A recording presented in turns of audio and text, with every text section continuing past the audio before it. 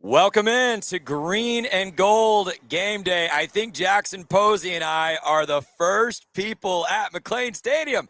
It is dead out here. Folks, get over here to McLean Stadium and Brazos Parking. We are live at the Camp Fimfo tailgate. Would love for you to come on by, hang out. Matt Mosley and Faith Lynch, of course, will be here for the second and third hours of our program. We are here leading you all the way up to kickoff on Green and Gold Game Day, brought to you by 365 Sports. My name's Scotty Swingler, and again, I'm joined today by Baylor Lariat's own Jackson Posey. What's going on? How you doing? It's a beautiful day for Baylor football. Always has been, always will be. It feels great out here, by the way. It's fall. Allegedly. Careful. I'm still feeling some 95 degrees coming up somewhere. But I did walk up to the tent today and say, oh my gosh, it feels awesome out here. So let's go, Baylor fans. Get down to McLean. Get here early. Get some food. T-Rex right across the way at his famous tailgate. I can see them down there. It is a good day. I want to thank Central National Bank for being one of our sponsors here of the Tailgate Hour of Green and Gold Game Day. And we are going to launch a fan vote. We actually put this up on Facebook yesterday, so some have already participated. But if not, if you're joining us via YouTube or X today, you can vote on our first hour poll. And I love this one because all of these plays I remember vividly, Jackson, and I want your take, okay? Which Baylor play against Kansas State is your favorite? And here are the options. One, I don't know if you remember this, folks, but Kendall Wright on a 4th and 5 from like the 40-yard line. Griffin in 2011 just lofted it to the end zone on 4th and 5. And Kendall Wright did a Superman leaping grab. Incredible touchdown catch in 2011. In 2012, I think people remember this one pretty well. Number 1, Kansas State. Heisman favorite, Colin Klein, came to Waco. Baylor won that game huge, but put it away on a Lake Seastrunk, back-breaking 75-yard touchdown run where he went up the middle. And Jackson, I don't know if you've seen this. There's like a drone shot or a wire shot that kind of tracked Lake from above. And it's like the Red Sea parting as he takes that one to the house. Corey Coleman had one of the craziest catches I've ever seen in 2015 in Manhattan, Kansas, going over cornerback Duke Shelley and bringing it off his helmet for a touchdown. That was sick. And then Denzel Mims, when Kansas State was here the next year, going up, one hand, ball kind of goes off his hand, and he comes down with the touchdown to help Baylor win a close one here in Waco. Which Baylor play against Kansas State is your favorite? Jackson, it's time for us to set the stage. And in this one, here's how I would set it. Baylor and Kansas State, to me, might be the two most parallel teams in the country, and certainly in the Big 12 Conference. And here's what I mean by that. Both of these teams came into this season with very high expectations. Very high expectations for the team, for the quarterback, pretty well-respected defensive-minded head coaches, thinking conference championship might be in front of them. Both teams have kind of stumbled out of the gate. Not in the same way, by the way. I do not want to act like Baylor being 3-2 is the same with a road win over SMU as Kansas State losing to Army. Okay, let's not pretend like these are the same. But both of these teams can still get into that championship picture, but they gotta like flip a switch here today, both teams. And this game, I think, sets the tone for both these teams. And I kind of said this when Baylor played Arizona State, but it's even more true today. The loser of this game is going to have a very disappointed fan base. And this whole season, I think, becomes a disappointment because you're probably out of the Big 12 title hunt unless something goes weird. The winner of this game still has everything in front of them. Yeah, it's difficult to overstate just how problematic Kansas State's opening to the season was. I believe they gave up the home game to play Iowa State in Dublin, Ireland. That was a complete disaster, both on the field, but also you lose the running back, Dylan Edwards, for the first couple weeks of the season on a game-opening kick return or early punt return. And then the next week, you come back home, little jet lag, a little bit tired. Everybody almost loses to North Dakota. Like, that's not a big deal. And then the next week, they lose to Army. Yeah. Then they lose at Arizona the week after that before people were really too confident about Arizona. And so when they beat UCF last week with Dylan Edwards back in the lineup, there really is this question of, you were almost 0-4. Yeah. And you beat UCF. Congratulations. You're at home against a team that's not going to make a bowl game this season. Right. But you were almost 0-4, and you're coming here to Waco with all really your whole season on the line. If you lose this game, I don't know if there's really any chance for this team to make a bowl game. They've still got TCU, still got Texas Tech, still got Utah on that schedule. This could be the hinge point on what this team looks like in the postseason. Absolutely. Yeah. And you know, I can't imagine, right? Like, another parallel for these teams, right? Baylor, Big 12 champs in 2021, Kansas State, 2022. So these are both very proud programs, both programs that have won Big 12 championships in this decade, and both fan bases probably very frustrated and asking questions today. Love that this game's in Waco. I say that, and yet all we were talking about after that Arizona State game was Dave Aranda's record at home since 2022 against big Power 4 teams. Not good. Not good. Maybe this should be in Manhattan. Baylor needs to, and Dave Aranda said as much this week, reestablish that home field advantage today. Yeah, that's 4-12 at home against Power Conference teams in the last 3.5 seasons. And 2 of those were Kansas, by the way. So yes, however you feel about that. And 1 was Oklahoma State. So yeah. That was that halfback pitch in the own end zone for a safety. So yes. Not been a big McLean defender so far this past couple years, but this should be your opportunity, right? Again, this is a team that was supposed to be 0-4, save for a late game stretch against North Dakota. So really borderline Kansas State team that unfortunately just is hitting its stride going into Waco.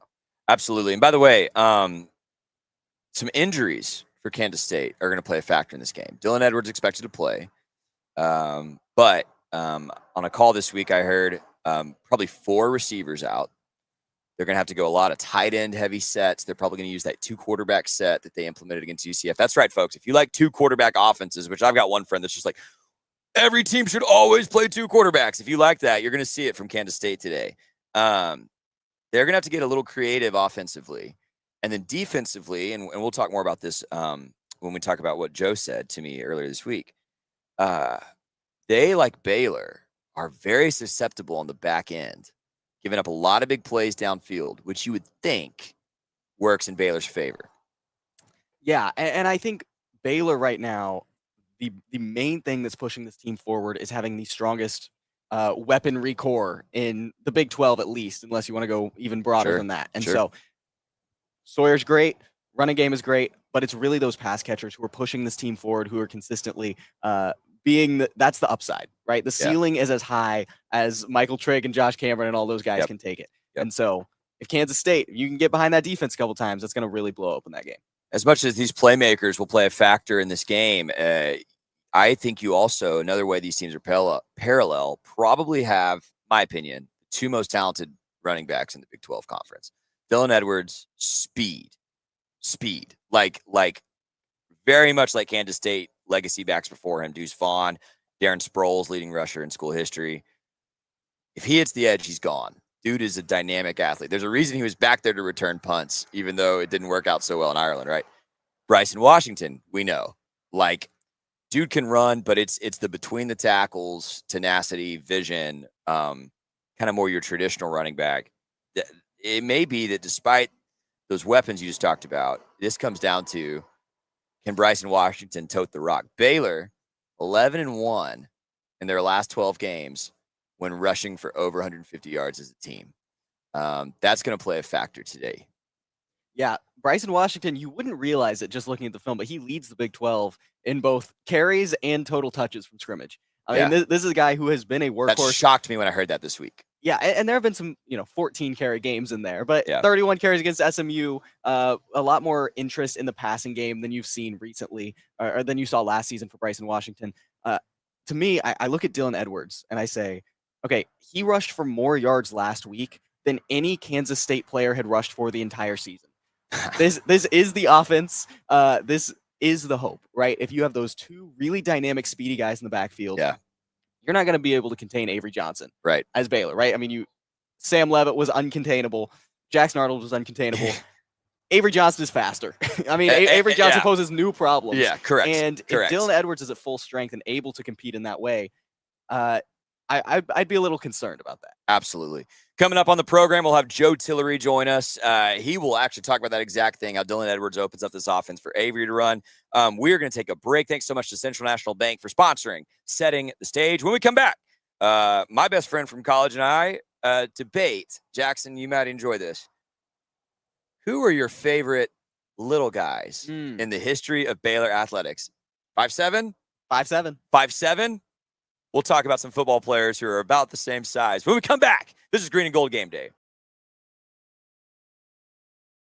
Rolls along with Allen Samuels Dodge Chrysler Jeep Ram. Start with award-winning service and factory-trained techs. Then shop our new and used lineup. From cars, trucks, to SUVs, all makes and models. Running a business? We're your Central Texas headquarters for ProMaster vans, cabin chassis, and work trucks. For power and comfort, test drive the Ram 1500, the Motor Trend Truck of the Year winner again.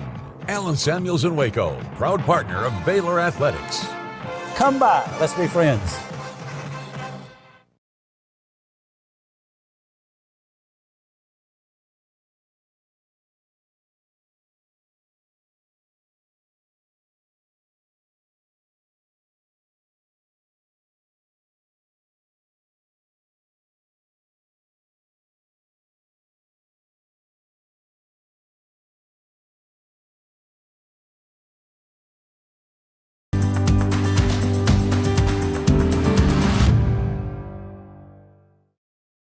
If you want the best for your body, you want Ascension Providence, the largest sports and orthopedics group in Central Texas. Using innovative and cutting-edge technology, we're able to understand your body better than ever, delivering treatment with precision. And with our fellowship-trained and board-certified doctors, you'll receive excellent care.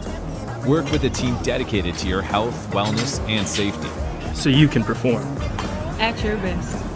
Ascension Providence, caring for Texas families for over 120 years.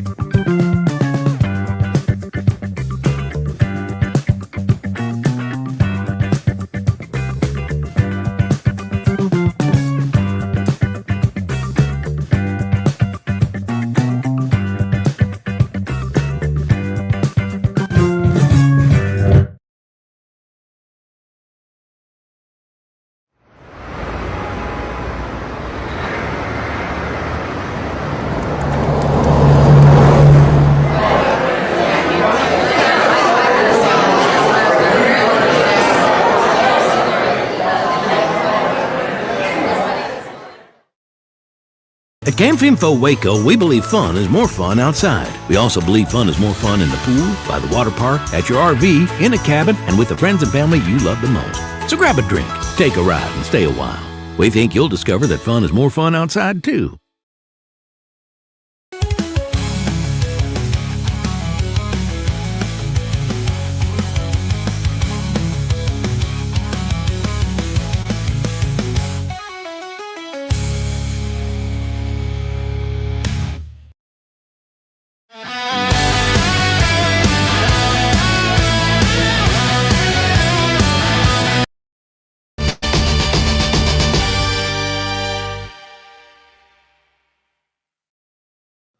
Welcome back to Green and Gold Game Day, presented by the Rogue Media Network. My name is Scotty Swingler, and this is a segment that we are going to call First Roar. And I will welcome in now one of my best friends from my Baylor days, who I like to yell at about football, and he yells back at me. This is Michael Bartlemay, everybody. What's up, B-May?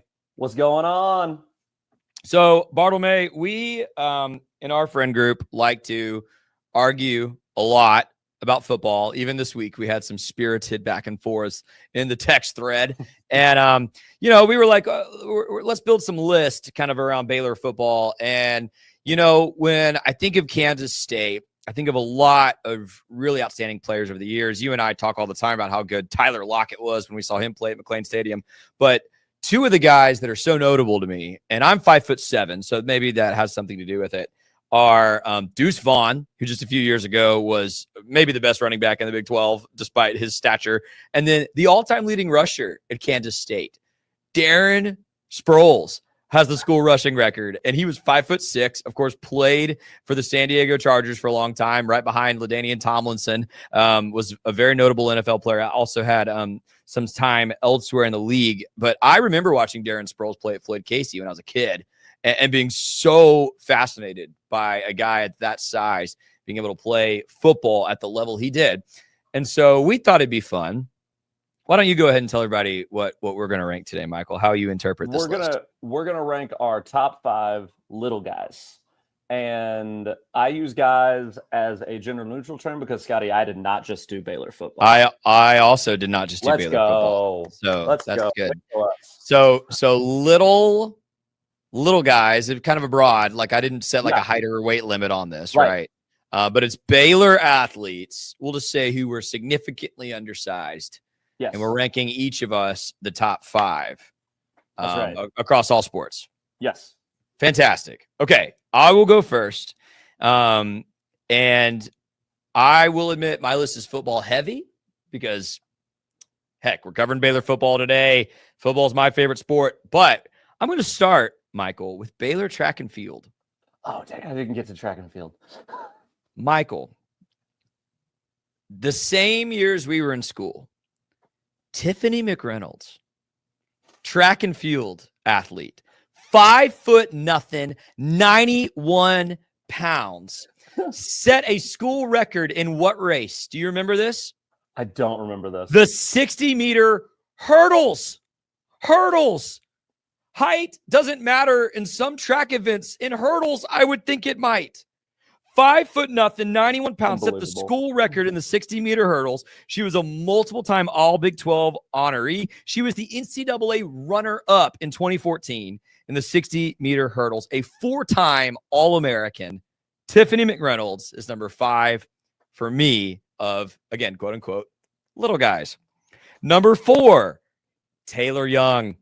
I mean, how can you not, man? He was actually on our last list we did of number 11s in Baylor football history, right?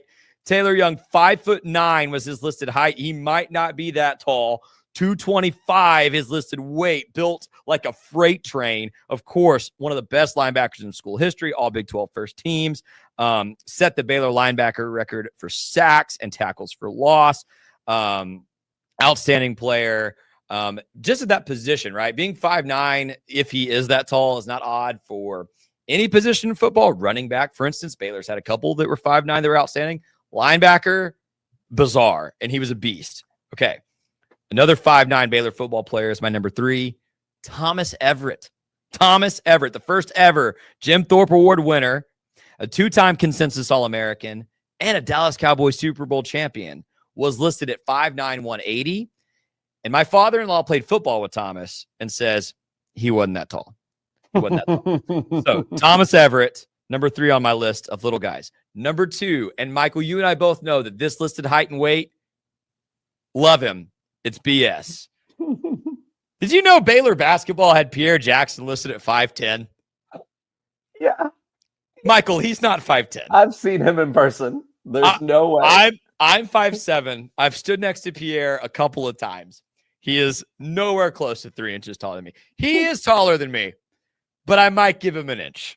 But Pierre Jackson, of course, arguably one of Baylor's greatest point guards ever. I mean, if it wasn't for Davion Mitchell, I think that conversation would be very easy, actually.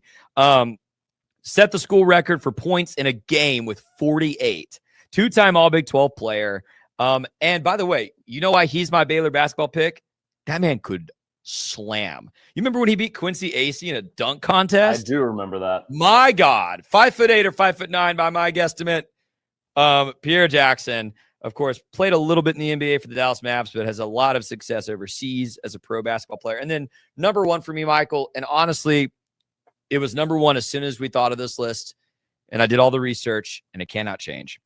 It's Gerald McNeil, the Ice Cube, or as he was called by... You love McNeil. You love Gerald McNeil. I do, and as he was called by Grant Taff, the water bug, because he just skirted around guys so quick. He was listed at 5'7", 145 pounds. 145 pounds, Michael. And again, my father-in-law says he wasn't even that big. He wasn't that big, yeah. He wasn't even that big. Let's just go through Gerald McNeil's accomplishments real quick. As a receiver, at 5'7", We'll call it 135 pounds. All-American, 3-time All-Southwest Conference first team. Set school records at Baylor at the time for receptions, receiving yards, punt return yards, and all-purpose yards. And then he goes to the NFL, and here are his career stats in the NFL at 5'7", maybe $140, Michael. He had 1,700 receiving yards and 5 touchdowns. He had almost 2,000 punt return yards and 4 punt return touchdowns. He had over 3,000 kick return yards and a kick return touchdown in the NFL at 5'7", 145 soaking wet. Gerald McNeil, number 1 little guy in Baylor athletics history. I got to wax poetic about my list for a little bit. I now hand you the keys. I didn't get that deep. I'll be honest with you. My list is a little bit more modern.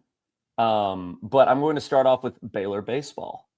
And I'm going to start with, I have a tie for my number 5. I cheated.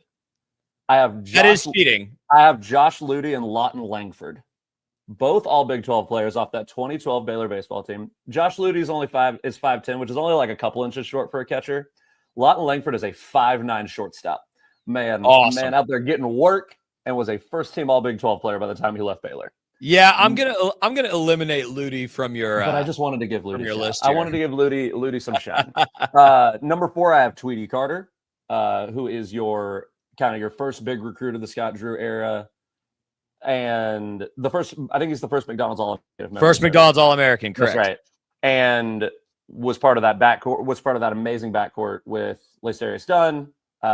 Took him to the Elite Eight. All that stuff. 3, I have Taylor Young, who you already waxed poetic about. 2, I also have Pierre Jackson, who I also saw in person, and 5'11", standing on top of bricks. There's no way. And number 1, I have women's basketball. Odyssey Sims, undersized for a point guard. Number 1. That's your number 1, quote unquote, little guy at Baylor University Athletics, because there is very little that Brittany Griner would have been in that 40-0 season without Odyssey Sims next year. Facts. And she was a beast. So I'll give you some love for the Tweety Carter pick, because he, like Pierre, was listed at 5'11", and I actually saw him at church a few weeks ago. He ain't 5'11", dog. My father's 5'11", and he looks up at my dad. So yeah, no, that's a good pick. Odyssey, though, I'll just ask, does 5'8", which is I believe her listed height. I Googled it. Point guards in the NBA average 5'11". Okay. In the WNBA? In the WNBA. Okay, there you go. I didn't feel like that was incredibly short. Like Jana Van Geitenbeek, who will probably start for Baylor women's basketball this year, is 5'4". Yeah, like that. Yeah. That crossed my mind, and she's an outstanding shooter player if she can stay healthy. But okay, I'm not going to diss the Odyssey Sims pick. She helped me win some money on Underdog this week. So there you go. There we go. Michael, who this is impromptu, by the way. We didn't plan for this. Who is your all-time favorite little guy in any sport ever? In any sport ever. Yeah, and for anybody at any level. Yeah. I'm just curious. I loved watching I'll be honest with you, I love the little basketball players. Like I loved watching Earl Boykin would come to town, you'd be like, this man is 5'5" and just like dicing some guys up. And I found that amazing. But probably my number 1 is JJ Barea. JJ Barea is like in that title. Barea crossed my mind. Yeah, absolutely. It's hard to not be a huge JJ Barea fan, because there was a moment when JJ Barea like locked up LeBron in the post, and you're like, hey man, that guy's 5'8". Maybe you should just back him down and get some work done. I'm gonna tell you, part of why I asked is Sproles was incredible. I really think Deuce Vaughn is in contention for me. I really think he is at 5'6". I was really hoping he'd stick more of a role with the Cowboys.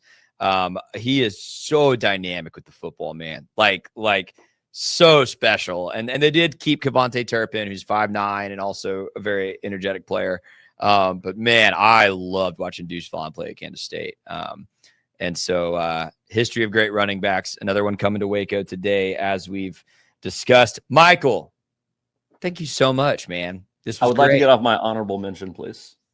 I assumed when you said you had 2 at 5 and Josh Moody was one. So you picked 7 for a top. I picked 7. My honorable mention, and you're gonna laugh at this. How many power forwards? Scotty Swingler are 6'7". How many power forwards are 6'7"? Baylor's had a couple. Yeah. Quincy AC. Great. Is my honorable mention little guy pick at 6'7" as a power forward. Well, and if you want to even get a little smaller than that, Mark Vidal was a really good power forward for a national championship team at 6'5". That's a great point. Yeah. 6'5". Also, like the round mound of rebound out there. Not nearly as good at basketball as Mark Vidal was. But for our fans of the 80s Baylor Bears, don't forget, linebacker James Francis also played power forward at about 6'4", 6'5". That's a good point. And that was pretty special as well. Michael, thanks so much. Let's do it again before the next home game. Sick 'em Bears. Sick 'em Bears. Bank decided to partner with Baylor women's basketball. We didn't know exactly what that partnership would look like. What brings you into the bank today? For the last couple of months, I've been noticing a charge on my account, and I would like to block it. I see. So you have a charge, Yes?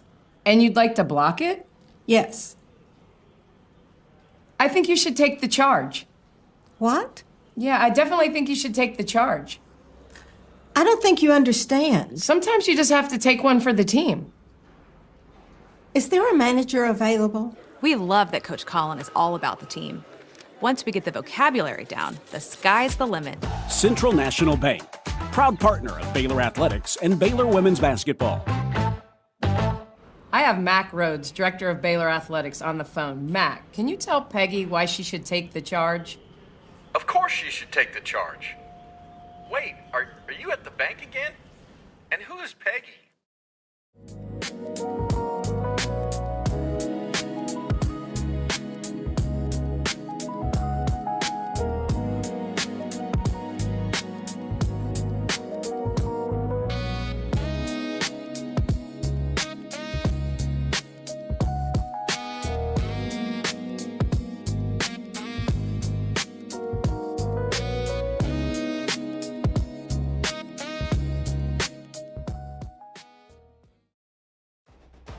Falconberry Construction is now Gather & Co. Kitchen and Bath. Check out gathercoremodeling.com. Thanks so much for sponsoring Green and Gold Game Day.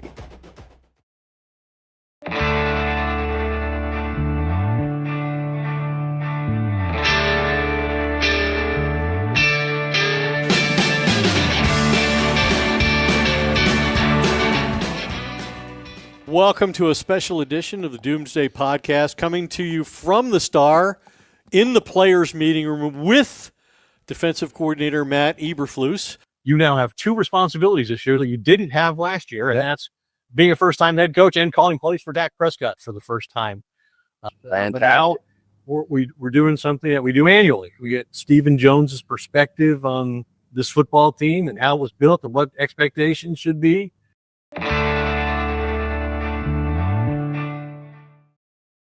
Drive into fall at Allen Samuels Dodge Chrysler Jeep Ram in Waco. Huge savings and the best selection in Central Texas. From powerful Ram trucks, Motor Trend's Truck of the Year, to adventure-ready Jeeps and stylish new Dodges, we've got the right ride for you. Upgrading, downsizing, or buying your very first vehicle, Allen Samuels has you covered with friendly service and deals that make driving fun. Don't miss the Drive into Fall event, only at Allen Samuels. Come by, let's be friends.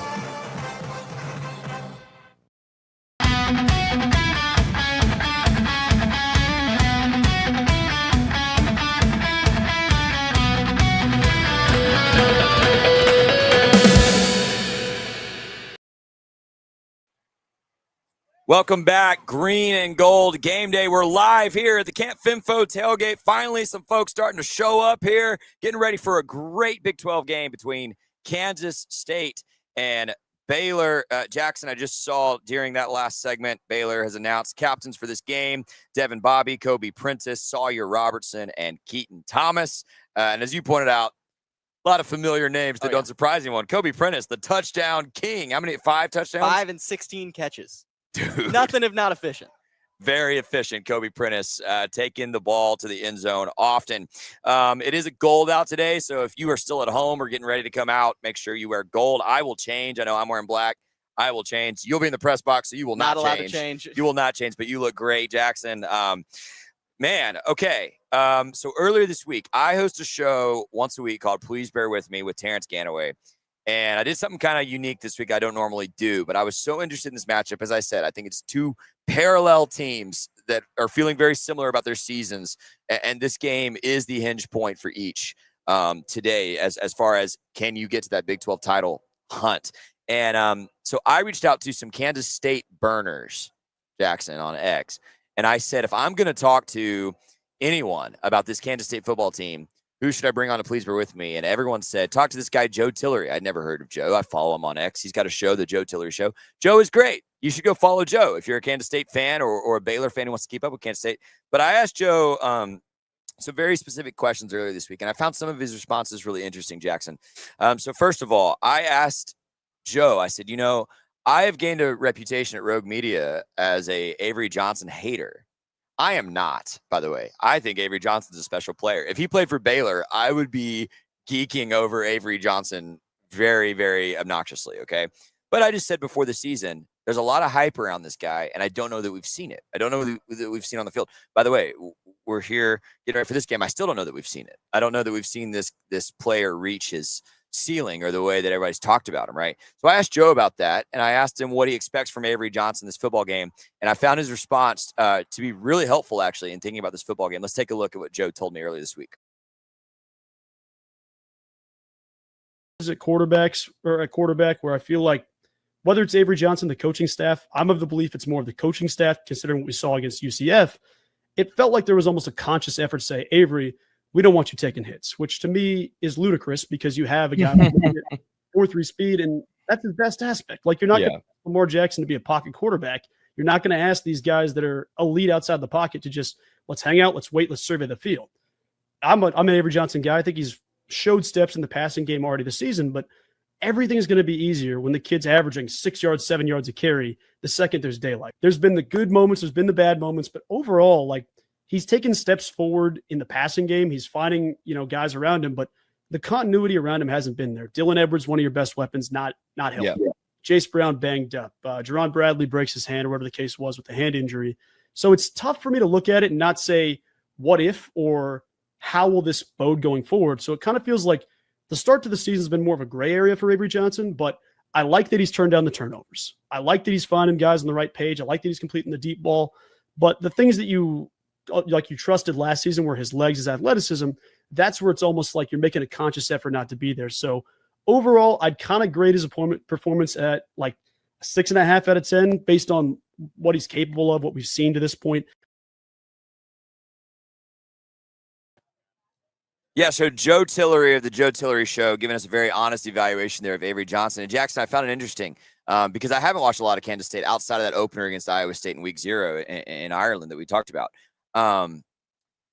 They said they've limited so far this season it seems as if his ability or the number of carries he's going to have. And that, as Joe pointed out, is insane because this guy is a weapon on the ground. And by the way, if there's going to be a game where he has an opportunity to get some serious numbers on the ground, I hate to say it, it's probably against Baylor today. And it sounds a little familiar, right? Baylor fans are well aware of a quarterback who maybe has held back a little bit on the running game so far this season. But he is. I mean, he came in as a 5-star guy, highest ranked in-state quarterback I think that Kansas State has ever had on their team. And he was that running option behind Will Howard. They would bring him in just for those running plays. So he is the guy. If you let him loose, that's the biggest threat, even more so than Dylan Edwards, even more so than this defense that I think eventually has to catch on given Chris Kleiman's history as a coach. I think he's the guy that you're most scared of. Yeah, absolutely. And by the way, I said this going into the Auburn game, and Baylor didn't do it. I'm going to say it again. Not that I'm a defensive guru like Dave Aranda, but listen, if you're Baylor's defense, your game plan has to be make him throw. Make him. And Joe's right. He has improved as a passer this season. They are clearly putting a concerted effort into making him a passer. But still, if I'm going to say take away his arm, take away his legs, I want to try to take away his legs. I would be trying to take, and Dave had that weird quote a couple weeks ago about a spy that's not a spy, whatever. Just spy the guy every play. Like, Keaton Thomas, you are not letting, Avery get out of the pocket. That's how I would attack this. Make him throw. And is your secondary going to get beat a couple times? Yes, but we already talked about it. Kansas State expecting 4 receivers down today. 4 of their top 6 receivers are out. That's a huge help, obviously. So I would think make him throw. And maybe a couple of those receivers beat you a couple times. But I'd rather see that than see him do what Jackson Arnold did in the opening game, where it's just every other play we're scrambling for 20 yards with no resistance. Yeah, and it's tough because who in the linebacking core has that level of speed and change of direction other than Keaton Thomas, who you really need in the run game? Yeah, right. Like you don't have that deep linebacking core like maybe you've had in the past of guys who can maybe spy the quarterback. If you really trust Caleb Burns to fill in the run, I was going to say maybe that's your guy. This is Caleb Burns' time. It's his time to shine in that regard, I think. Yeah. So if he's ready, then maybe that's the move. But yeah, absolutely. We'll have Caleb Burns featured in a poll later in the show. By the way, stick around. We're leading you all the way up to kickoff here on Green and Gold Game Day. Matt Mosley has joined us, grabbing a little breakfast over there. We'll have him up here at 9 o'clock. We'll also be on KWTX at 9 o'clock. So make sure you check us out on TV. So that is how maybe Baylor's defense needs to worry about Avery Johnson. But I also asked Joe Tillery of the Joe Tillery podcast, what is Kansas State's mindset going to be to contain the nation's leading passer, Sawyer Robertson, in this game? Here's what Joe had to say about Kansas State's options to defend Baylor. Hope is that Sawyer Robertson misses the bus or doesn't show up or doesn't, like, if you can just be elsewhere at kickoff time, just don't be on the football field. Just try to just take the day off for us. That'd be great. But in reality, it's as good as drawing on a whiteboard and saying, this is what we should do. What can we do? And I think that's the issue you're at with Baylor's offense. Like, when you look at elite quarterbacks, whether it's college football, high school football, NFL football, especially as you get up into the pros, like, the best way to beat guys like Sawyer Robertson is to not give him the opportunity to affect the game by controlling the line of scrimmage, controlling the football, milk the clock as much as possible. Something Kansas State hadn't been good at, rushing the football, until yet, like 48 hours ago, 72 hours ago. So that one's kind of an interesting juxtaposition there, but keeping the football out of his hands, step one. 2, K-State has been a very pressure-heavy defense when it comes from slot blitzers or guys that, they're moving up in the defensive line. They switched from a 3-3-5, got a 4-man front this year, and they've had a ton more pressure. That kind of bodes with a confusing part on the other side of the football where the secondary for K-State is really young. Jacob Parrish goes to the NFL. Julius Brents isn't there. Eka Boydo's not there anymore. Guys that are all Big 12 caliber players aren't there. We've got 2 true sophomores starting out wide or on DBs, which they've been solid, but you also haven't seen an offense like Baylor. You won't see an offense like Baylor the rest of the season. So that's a question that I'm going to look at and say, can Kansas State not surrender the massive deep plays? Like Dave Aranda, K-State's got a defensive head coach in Chris Kleiman, a guy that's a former defensive back himself, been a defensive guru for years. But the defense has given up big play after big play after big play, which is honestly the worst case scenario against Baylor. But that's going to be the big one for me, is how does the secondary handle it? Because the linebackers, you've got Austin Romaine, you've got some world-class guys on the D-line, got some guys in the linebacker room. But the secondary will be interesting. VJ Payne having a down year. Quay Moss has looked good. Gunnar Maldonado, slow start to the season. Transfer from Arizona, had a pick last week, a huge pass breakup. So that's going to be the matchup I'm watching for K-State defensively, is how are you going to handle all of these weapons that Sawyer Robertson has?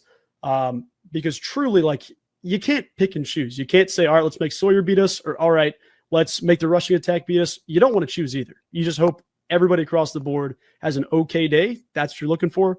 Likelihood is not very likely, to say the least. And just to spoil, if you didn't see that interview with Joe earlier this week, please bear with me. He did pick Baylor to win this game, in large part because he said, I don't know how Kansas State stops this offense with Baylor's bevy of weapons. Certainly for Baylor fans, that's the best case scenario. He did mention one name, though, Jackson, that I'm going to be watching today. Quay Moss is slowly or quickly, depending on how you look at it, becoming a star there in the secondary that's otherwise pretty depleted for Kansas State.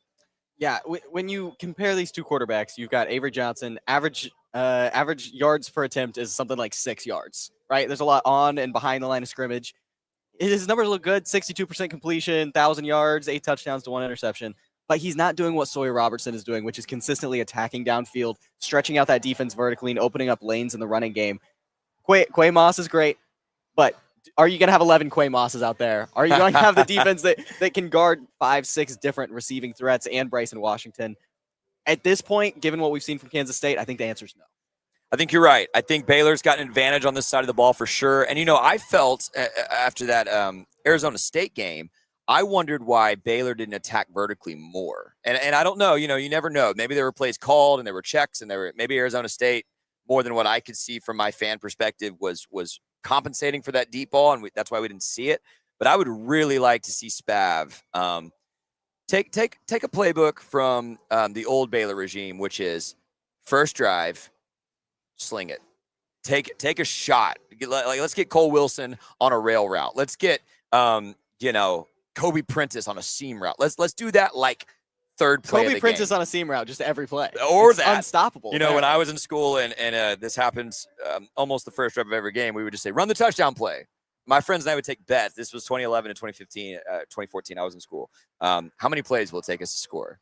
It was usually about 3. It's usually about 3 in that era. By the way, Bryce Petty will join us in hour 3 of Green and Gold Game Day. We're taking you all the way up to kickoff.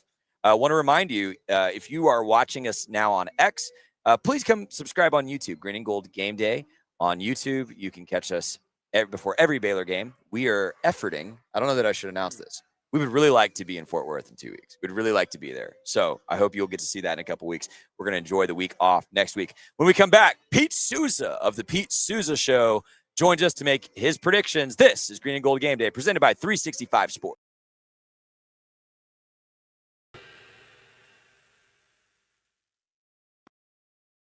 And I'm a third-generation Baylor Bear. During my time playing baseball at Baylor, I started a hat company called Hondo, which started as meek and humble beginnings, has quickly grown into something more. Over 40,000 hats sold, and then over 100 retail locations nationwide. I love vintage Western hats, but couldn't stand the condition they came in, so I decided to make my own. Vintage style, but with modern aesthetics. Thank you so much for making my dream come true, and for enabling what was once a dream to become a reality. God bless.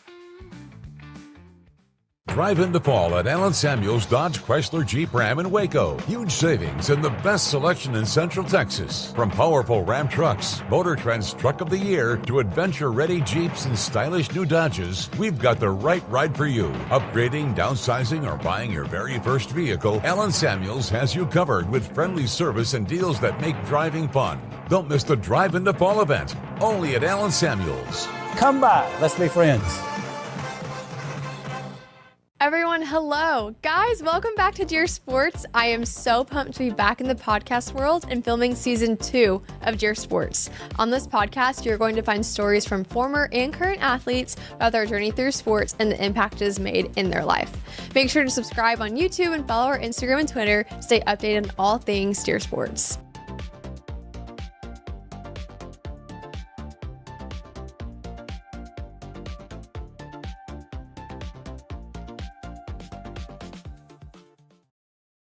If you want the best for your body, you want Ascension Providence, the largest sports and orthopedics group in Central Texas. Using innovative and cutting-edge technology, we're able to understand your body better than ever, delivering treatment with precision. And with our fellowship-trained and board-certified doctors, you'll receive excellent care. Work with a team dedicated to your health, wellness, and safety. So you can perform. At your best. Ascension Providence, caring for Texas families for over 120 years.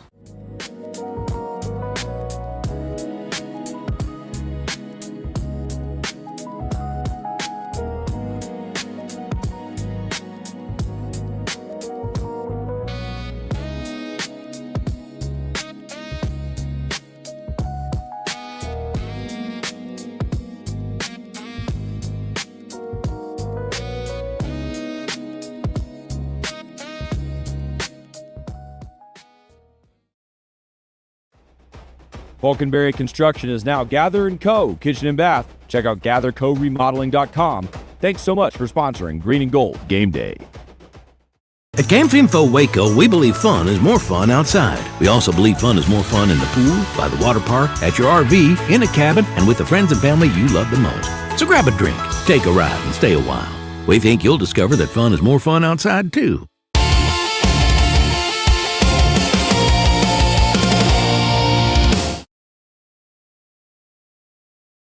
And I'm a third generation. There we go. Welcome back. Brazos Parking, Green and Gold Game Day, 365 Sports. Jackson Posey, Scotty Swingler, Faith Lynch, and Matt Mosley just around the corner. Right now, we're going to throw it to Pete Souza. Pete hosts a daily show here with Rogue Media. I get to work on that show every day. It's a delight. It's sponsored by Slovachex. Thank you, Slovachex, for your support of Pete Souza and Green and Gold Game Day. Folks, if you're driving through West, don't go across to the other side of the highway. Get your butt to Slovachex. Get some kolaches, get some sausages, get some, what was Matt bragging about a couple weeks ago? The dried venison sticks or something. Go get the good stuff at Slovachex. Pete Souza every week for Green and Gold Game Day makes his predictions. Let's throw it to Pete.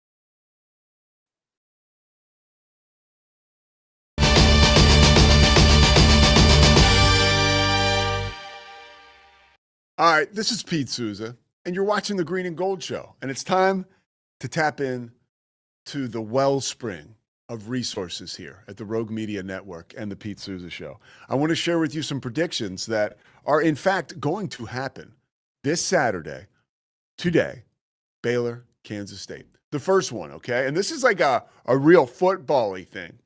Kansas State is going to use their tight ends a lot in this football game, which is scary for Baylor because it kind of goes back to like old school Kansas State football.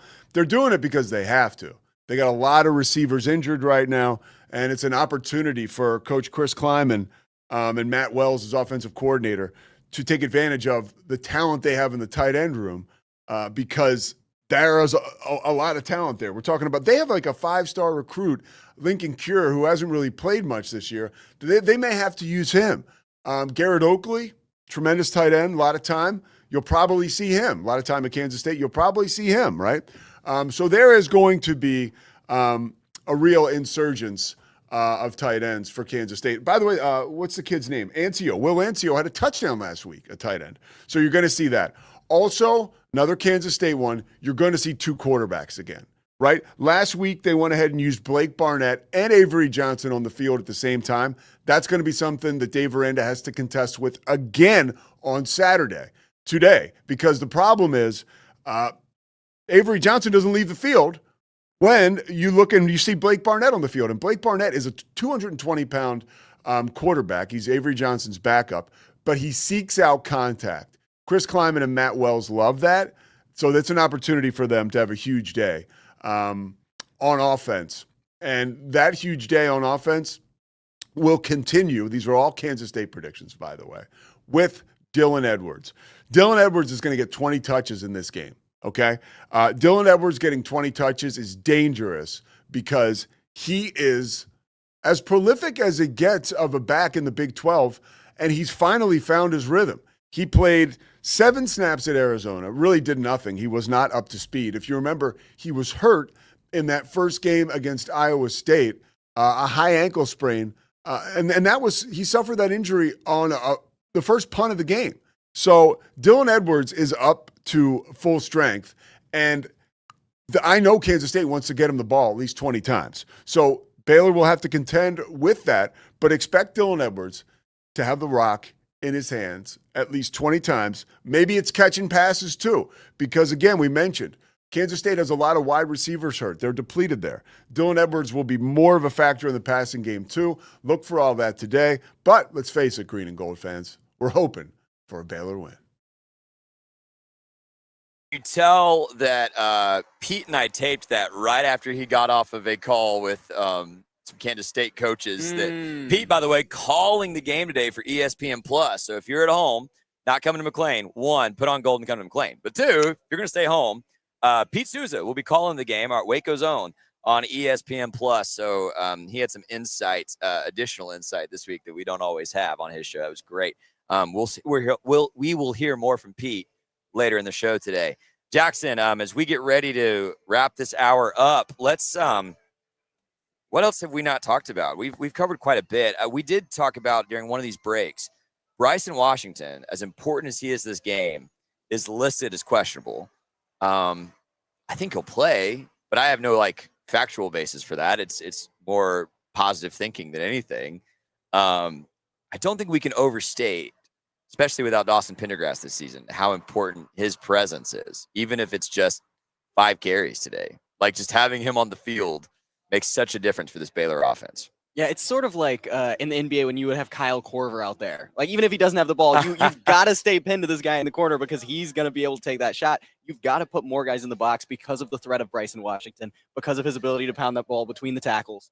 And when he's out, Michael Turner's great, Caden Knighton's great, but they're not going to have that same defensive gravity that Bryson Washington does. And because of that, that's going to make it tougher on the passing game and on those receivers if you're able to send more safeties back, if you're able to play more too high looks, if you're able to just push that defense further and further back, it's going to make it tougher on Sawyer Robertson in the passing game. Yeah, absolutely. By the way, only on Green and Gold Game Day, Baylor's premier pregame show. Do we already have references this hour to JJ Barea and now Kyle Korver? Only here. Only here, right? That's right. That's right. Let's check the results of this poll, Andrew. Can we pull up these poll results? I want to see this. We asked, what is your favorite play all time against K-State? And this surprises me, actually, Jackson. I really expected Lake Seastrunk's 80-yard touchdown run to be the top one. It is second place. People love the Kendall Wright Superman diving catch, and I don't blame you. I don't blame you. That is quite the play. Corey Coleman over Duke Shelley. That catch is wild. I think Mims' catch deserves a little more than 8%, but I get it. I get it. These are some great options here. Good stuff. Thank you so much for participating. We'll have another fan poll next hour. Again, Matt Mosley, Faith Lynch will be with us shortly, and we'll be on KWTX. Jackson, thanks so much. Hour 1. We got about 2 minutes left. Final thoughts from you before this game. Yeah, I mean, this is the type of game that Baylor has struggled with consistently over the past 3 to 4 years, where you're at home. It's a team that you should be able to beat. You're favored at McLean Stadium against a power conference team. You just put the period there, right? That's a game that Baylor has struggled in. And it's the type of game that you need to start winning and winning comfortably if you want to be a real contender in the Big 12. Baylor has the pieces. They have the talent. They're going up against the Kansas State team that is getting back on the rails, but they're still a little shaky there. This is a game that the Bears absolutely should win. And if they don't, that would concern me about where they're going the rest of the season. I agree. Baylor has a lot of advantages here today. We've talked about Kansas State's depleted secondary, Kansas State's depleted receiving core. They do have Dylan Edwards back, who's a heck of a player. But if you can't figure out how to stop Edwards and Avery, just the two of them from gutting you in the run game, there are some serious questions that remain. And I think I've overused the phrase must win this season. This actually is. It actually is. Your Big 12, any title, again, for both these teams, any title aspirations will change on this game, 100%. The way your fan base feels, especially for Baylor at home, after what we've talked about with this home record, changes today, depending on what happens. This is the only home game in October. Wow. Great point. Yeah, because bye week, then TCU, then you can't Cincinnati. build that energy back until November 1st against UCF. Right. Jackson Posey. Scotty Swingler. It's been a pleasure. Thank you, sir. Jackson Posey, Baylor Lariat, helping us get through this hour 1 of the Green and Gold Game Day show. Thank you so much for joining us. If you are not with us on YouTube, I would ask you, please go subscribe on YouTube, Green and Gold Game Day. In just a little bit, we'll take a break. When we come back, we will have Matt Mosley, Faith Lynch, hour 2 of the program. This is Green and Gold Game Day from 365 Sports.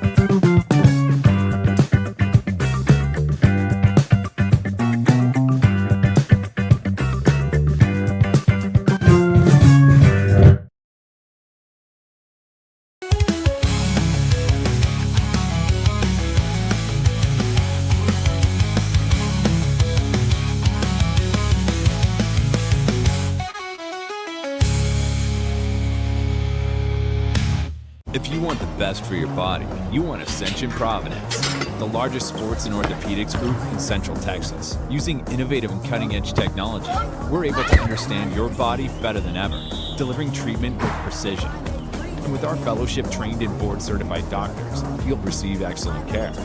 Work with a team dedicated to your health, wellness, and safety. So you can perform. At your best. Ascension Providence, caring for Texas families for over 120.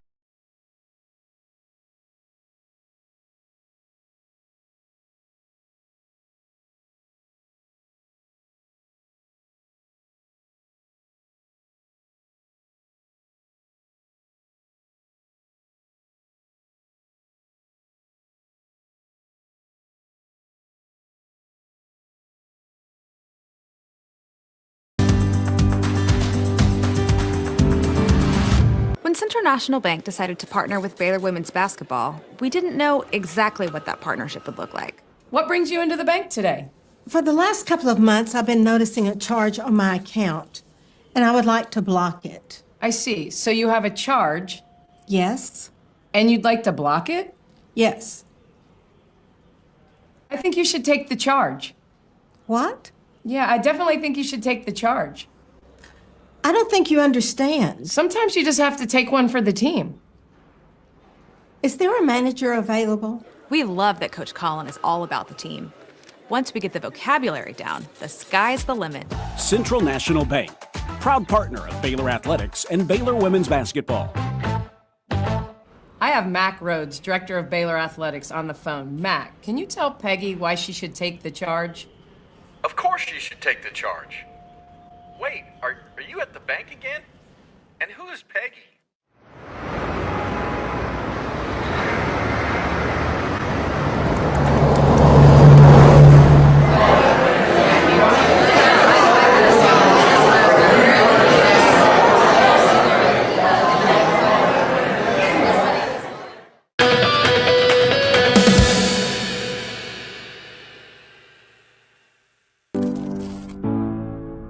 .365 Sports.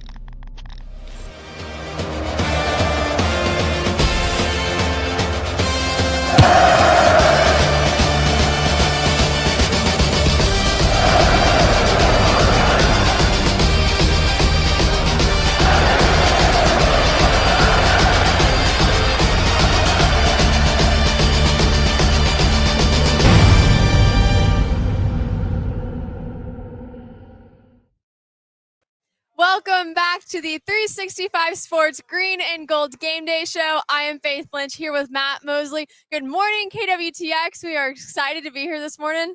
Matt, how you feeling? I'm good. I'm good, man. I this is what an opportunity it is. Hello to our TV audience, our YouTube audience. We love being with you, and I mean, we're close. This means that the two of us are on, so it means we're 2 hours away. Yes. And this feels like a huge moment in the Baylor season. And I'm seeing already too much purple. You can see them walking behind our set. These folks do show up. K-Staters, they got great fans. They got great support. But hopefully the Bears will start to show up this morning. And I'm seeing lots of opportunities for breakfast tacos. I even see right off there, it's great to be out here at Camp Info, by the way, some mimosas being served. Is that, or maybe it's just orange juice. I don't know. They're carrying around something, but tremendous to be with you, Faith. And this is an exciting day. And this is, man, I keep saying it, but this really feels like a crossroads. And this season can go wherever it wants to go. But if they win going into the bye, boy, that's a great feeling. When you go to the bye, you're 4-2. Everything is still on the table. Conference, everything. And we have a lot going on today, and a lot of people, and we've got Coach McGuire. I'm very excited. Your former coach. Yeah. Faith played volleyball here at Baylor. Ryan McGuire. They played last night. They came up short. Extremely close game. It was number 15 against number 18 in the country. So this is a good Baylor team, and I hope he'll still come by. I was kind of, when I saw the loss, I was like, dang, is this going to impact us? But no, he's a professional. Yeah. He'll be fine. He's a good sport about it. Before we get more into it, I want to go ahead and launch our Hour 2 fan vote. Which emerging Baylor player will make the biggest impact today? I like this poll a lot. Running back Michael Turner, linebacker Caleb Burns, running back Caden Knight, and cornerback Caldera Wilford. I want to go with running back Caden Knight. Is that what you're feeling? No. No. No, I don't think we're ever on the same page with stuff like this, Matt. But no, I think that's a good one though. I'm not opposed to you picking that, but because they need him. This feels like a huge Bryson game. Yeah. But as far as emerging players, it's a good list. We got to look at this. Who's healthy. We got to get our final list on who's doubtful and who's out for this game because one of the players on this fan vote. Caleb Burns was on that list, and so I was a little bit concerned about that. But we're running back heavy on this list. I've noticed Michael Turner and Caden Knight. I'd like to get some others involved, perhaps. But or whoever else Matt wants. Submit your votes. Interact with us. Be on our YouTube poll as well, and we'll check them at the end of hour 2. Yeah, and you can do like write-in votes. Yeah, right. We'll take whatever. You could come in and then we'll post those. And that will be great. But I'm hearing some music. I'm hearing some music that I love. And Mr. Crownover's back there moving around. You could tell. I don't know what that says about me. It freaks me out when somebody gets right behind me. I'm just like, what are they doing? Are they trying to get to the set? Can we get some security? All right. Is it time? It is time to open up Mosley's mind. Okay. Let me find my camera. It is time to. I feel like there needs to be. Oh, look at that! Is it? Oh, it's the Brazos Landing. Oh my gosh, I was there the other day. The Bang Bang Shrimp, unbelievable, and just had a wonderful time right out there on the river with some live shots, and that was fun. That was a lot of fun. It is time for Mosley's mind. Okay, good. I just want that camera to be squarely on me here. This is a bring your own energy. Yeah. You know how at the Farrell Center occasionally, now y'all would have games against Texas and some of the big games where it was just you were going to feed off the crowd and it was kind of easy to get up for a game. Every once in a while, though, you had to bring it with you. You had to pack the energy with you. K-State did it last week. Yeah. They had more physicality. They had more energy. They got a big win over UCF. Then they went into their bye. So that was 2 weeks ago. Bears need something similar. And so energy, physicality is going to be huge. This game, we don't do a lot of gambling on this program. We don't really do any gambling. We don't talk about it a ton. But when you're a 6.5-point favorite at home, that feels like a must. That doesn't feel like the Auburn was about 1.5 or 2 points. Arizona State was within that 1 to 2 points. Those things can kind of go either way. Obviously, the folks in Vegas think Bears are a much better team. They have the more talent. They have the team. This is you go out and you do what you're supposed to do. No matter, and this can't be, the fans didn't. Well, the Baylor line didn't grab all their tickets. We're still got some tickets back here. No. It doesn't matter. The fans will respond. There'll be plenty of fans here, but they'll come rolling back in here with a win. And if you demonstrate, and of course, they're going to go on the road after this bye week, but boy, they have a chance to really change the trajectory of their season. So energy, do what you're supposed to do. And then something that I heard Coach Kleiman talking about Baylor, that's the K-State coach, tempo. Let's go back because Baylor still has a reputation. I don't know if they still have the reputation of running a million plays like the old days. Yeah. And I wondered if that was actually the case. And then I heard some Grayson the other day say that Baylor was in the country a top 5 tempo team, top 5 in the country, which means they're basically between each play, they count the seconds. K-State, as you might, likes to grind it out, wait, let the play clock go. Bears, one of the fastest in all of college football, and I hope it's a jolt. They need to have even more tempo. And what you don't want to do, and Baylor used to be great about this, you don't want to let the defense make those substitutions. No. That was frustrating against Arizona State, to watch those linemen trudge off the field knowing the refs, because you made a substitution, they got to make a substitution, and the refs were like holding it up forever, and it threw things off. It threw, and boy, they knew exactly what they were doing. The way you combat that is you don't sub out. Yeah. You keep I know you want to get other packages. I know you might want to go from 12 personnel to 11 personnel. Stay with what you're doing and get the tempo going. All right. And in fact, I want you to respond to some of this. So I'll at some point. I've come out firing today, but I'll run out of juice here pretty soon. The Baylor is 10-1, should be 11-0, because the Colorado game's the one that comes to mind. 11-0 when they run for 150 yards or more over these past couple of years. All right. And the 10-1, counting that Colorado thing, but the Colorado was the Hail Mary. That was awful. Everybody remembers that. But it was, why not? When something works like that, when there's like something staring you in the face, you guys have great success when you commit to the run. Why would you not make that a huge point of emphasis? And I'm not saying you don't throw Sawyer and all that. I'm just saying you don't have to throw him 50 times. Like, I know we all want him to win the Heisman and put up huge numbers, but if he has less than 250 yards passing in this game, it's not the worst thing in the world. It's probably a sign that some of the other things are working. You said Caden Knighton, you see as an emerging player. Mm-hmm. They've got a bye week coming up. Bryson's been a little bit banged up, it seems like, but I'd run the heck out of him. I mean, he's here for this season.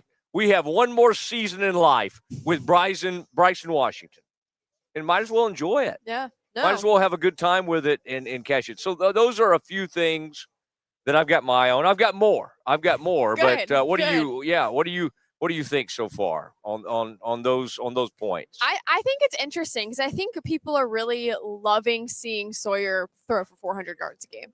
I think we've been talking about the run game of Baylor of, hey, can we get this going? Can we get this started? We need to see it. We need to see progression, see what our defensive coordinators can do, but we haven't been able to do that. And so part of me feels like there's some underlying reason that they're not able to. Maybe there's practice is not going the way they're wanting it to. Training's not going the way they're wanting it to. Maybe these guys, I feel like Sawyer to me is a game guy. Yes, practice well, whatever, but I think he's a game guy. And so do you have that in that defensive game side of, hey, these are playmakers when it comes to a game. These are gamers. And so I don't know if that is in their toolbox for today or not.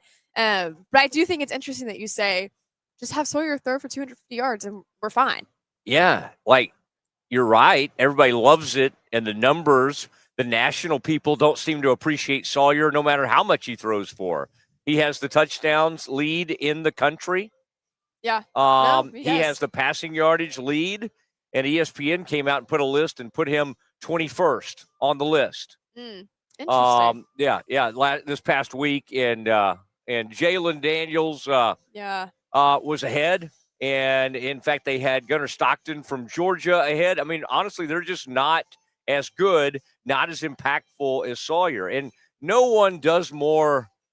Yeah, we need security because that's a fraternity brother there, and we've got shadows in here. They're going to take the set over here if we don't watch them, and that's an Aggie over there. Oh, geez. But yeah, I think, I mean, if he can come out, get in a rhythm, and just hit a few big plays, that's fine. But it doesn't. I don't think so much has to be put on his shoulders, and it would not be a bad thing at all. And by the way, you can get tempo in the run game. There's nobody that says you can't jump up from a running play and race up to the line of scrimmage. So you can do both of those things. I'm fascinated with what K-State did coming off the bye against UCF, what they put in, and they even subbed in a little Wildcat package. And they should, obviously they're the Wildcats. The coach, I was listening to him this morning, in fact, he didn't want it called that because they truly put in their backup quarterback who is a good passer and is also a good runner. I I find it very interesting that I kind of think they're like setting something up. Like they're trying to play another quarterback. Not that, but part of it is because Avery gets banged up. They have to run him a lot. But I just think K-State has a history of having quarterbacks get hurt, and it would not shock me if they continue down this path. And by the way, their offensive coordinator, he was the old Texas Tech head coach, Matt Wells. His wife went to Baylor. He's got a daughter who's been serving on the Baylor staff, and Recruiting so for lots of ties there. But with the Wells family, but this is going to be a fascinating game, and I just hope everybody's ready to go at 11 because it comes up quick. It does. And it's the team that brings the most energy, and I hope that's the Bears today. No, absolutely. I think you're correct in saying that we may see some different quarterback options here today. I don't think Avery Johnson has lived up to what everyone thinks he's going to be. He was on the Heisman watch list super early this season, which is just blows my mind now that we're 5 games in of he's not doing what everyone's thought he has been able to do. I mean, he has really cool hair, and I think he, looks the part and can maybe be a part of that. But Scotty thought that one was funny, but he just hasn't reached his full potential. And so him now being on the older side of the team, if he's not reaching that now, I don't know if he is going to be able to. So it will be interesting. I wouldn't be shocked. I think you're correct in saying we may have a new quarterback option out there today. Yep, I think it'll be fun, and we'll keep our eyes on his family members to make sure there's no interesting stuff. Yeah, breaking out in the stands. That's so embarrassing. Poor guy. I can't imagine. Yeah. But no, my segment is coming up. We'll be taking a break here, but we're talking a little bit about Dylan Edwards, who is kind of part of why I think Caden Knighton, that's going to be the matchup today, is in that running back position. But we'll talk a little bit more about him before we get going. But we're going to go to break, and we will see you soon. Stay with us. Enjoy it. Thank you to Brazos Landing, everything they're doing for us, buying into us and being a part of our show. And we will see you in a few. Rolls along with Alan Samuels Dodge Chrysler Jeep Ram. Start with award-winning service and factory-trained techs. Then shop our new and used lineup from cars, trucks to SUVs, all makes and models. Running a business? We're your Central Texas headquarters for ProMaster vans, cabin chassis, and work trucks. For power and comfort, test drive the Ram 1500, the Motor Trend Truck of the Year winner again. Alan Samuels in Waco, proud partner of Baylor Athletics. Come by, let's be friends.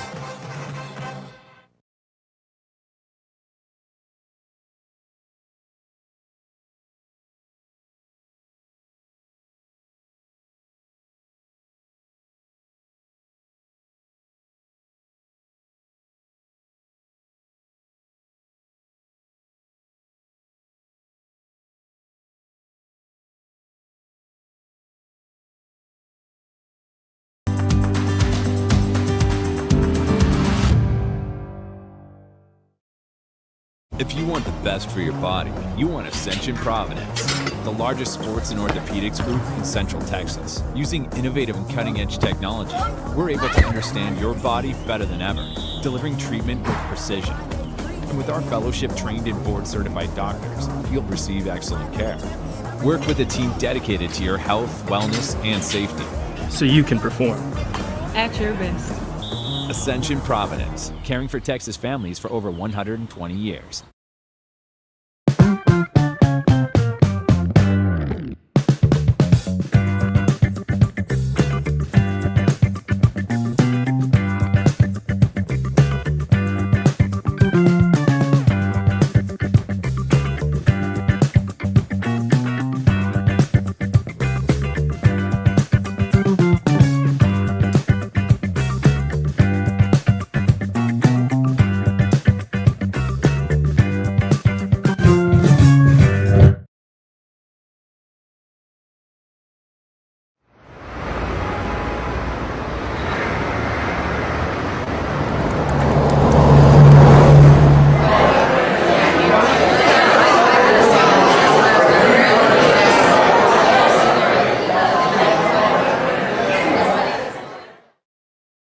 At Camp Info Waco, we believe fun is more fun outside. We also believe fun is more fun in the pool, by the water park, at your RV, in a cabin, and with the friends and family you love the most.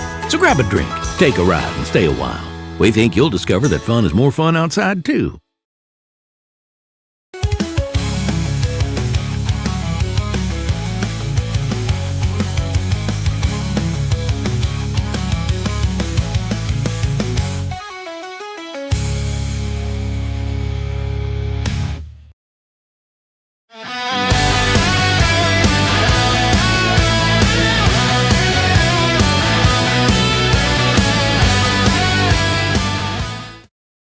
Welcome back to the Green and Gold Game Day Show. Thank you for staying with us this morning. Matt, how are we doing? Let's get Good. a vibe check. What's going on? I got good vibes. I got good country music, some classic. I got buddies that have arrived on set. People starting to gather. I think it's going to be a little bit of a late arriving crowd.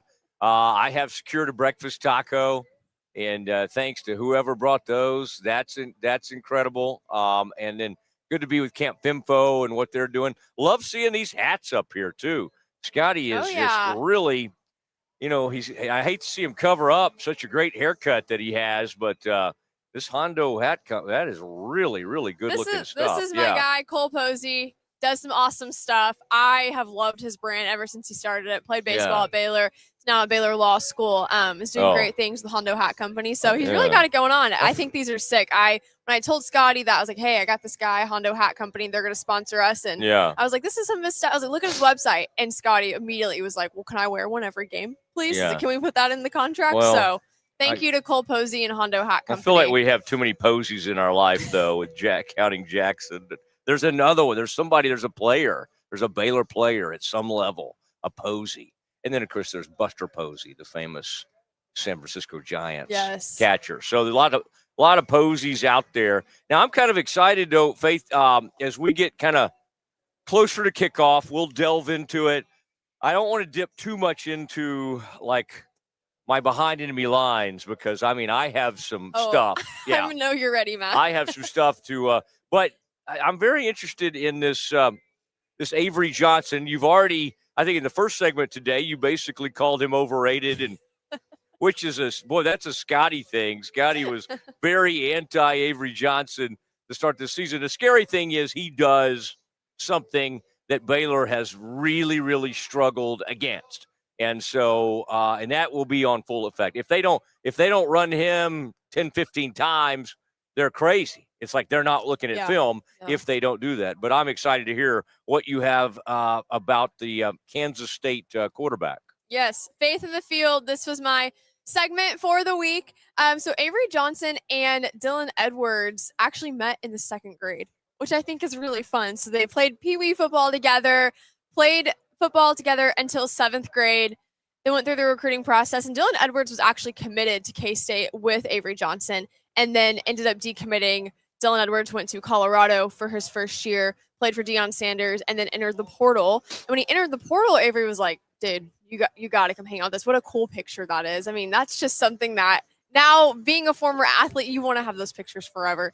So they have reconnected at K-State, and Dylan Edwards has become that guy. Played in the first game, then gets injured, rolls his ankle, comes back against UCF, and 166 yards, 20 carries, and 1 touchdown on the ground against UCF. Vital to K-State winning its first conference game of the season. And so I think with this game today, having this connection and having some of this familiarity is going to be really good for K-State. I think this is going to turn into a game of a running back showdown. Baylor fans are wanting to see Baylor run the ball a lot more, and I think that's going to be possible tonight. I would love to see it turn into a competition of running back guys. I was at Midway game last night, and it turned into a track meet, and so I'd be interested to see if that kind of happens tonight with K-State and Baylor. These are two heavy positions, just leadership-wise, that Avery Johnson's going to rely on Dylan Edwards, and Sawyer Robertson's going to rely on Bryson Washington and Caden Knight to be able to do their job today. So thought that was kind of a fun story of being able to reconnect at a D1 level. You don't get to do that often, but that was kind of a fun grade school buddies. Yeah. Where was it? Or is it like what? They're both community? Wichita natives. Wichita. Mm-hmm. All right, home of the Koch brothers, the famous Koch brothers that basically have run this country in some respects. I think what you bring up is a good one though, because like DJ Giddens has been their running back the last few years. This team functions better when they have a bell cow.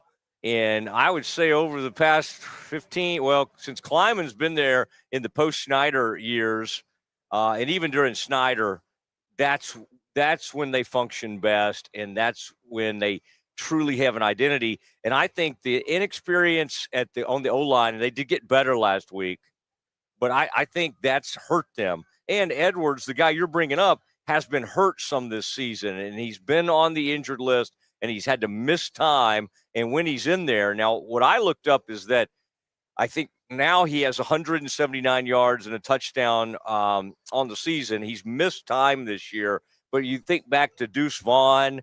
I even go back to the days of like Michael Bishop. They had Colin Klein at quarterback. They had great running quarterbacks that went with incredible running backs. And I think they have that opportunity with Dylan Edwards. Now, I think one of the issues with Edwards is he's just so small. And the thing is, this place is known for having great small backs. Deuce Vaughn, Darren Sproles back in the day, great quickness. Some of them are slighter than others. And Dylan Edwards, I mean, I'm not saying he's weak. He's a strong, wiry guy, but boy, he can't take that many hits. So they have to, Baylor needs Bryson to take all the carries he can get. And I'd love to see 20 carries or more with Bryson Washington.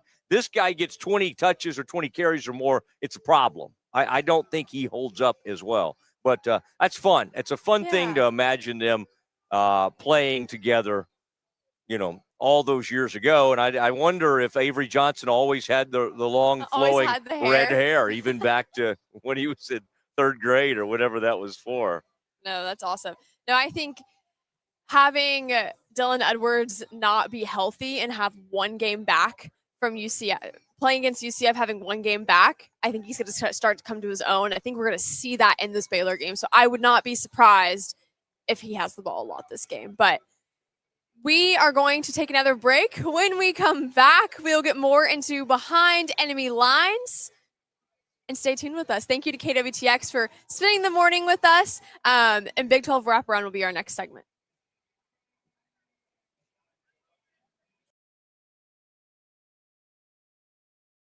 National Bank decided to partner with Baylor women's basketball. We didn't know exactly what that partnership would look like. What brings you into the bank today?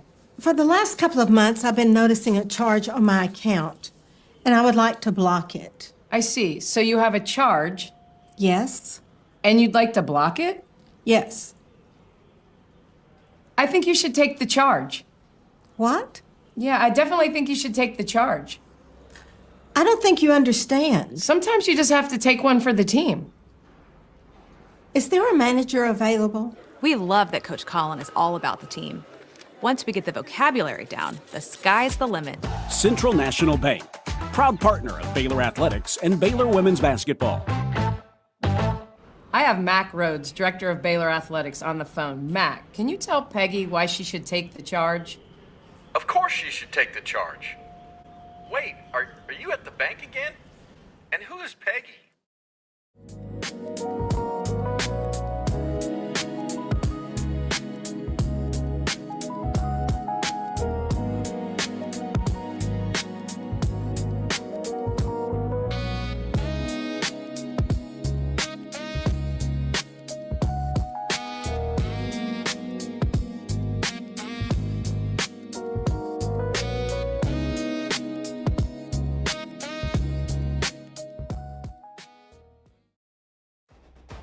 Falconberry Construction is now Gather & Co. Kitchen and Bath. Check out gathercoremodeling.com. Thanks so much for sponsoring Green and Gold Game Day.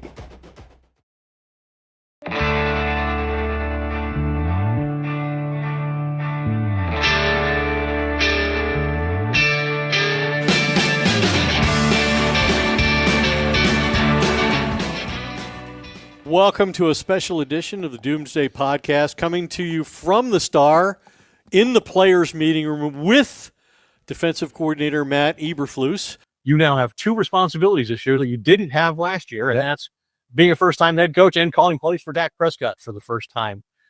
But now we're doing something that we do annually. We get Stephen Jones's perspective on this football team and how it was built and what expectations should be.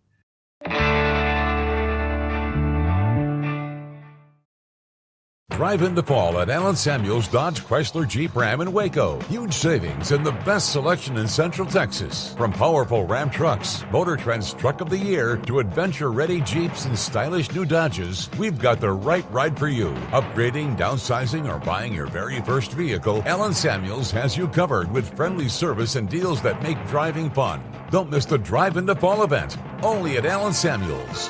Come by. Let's be friends.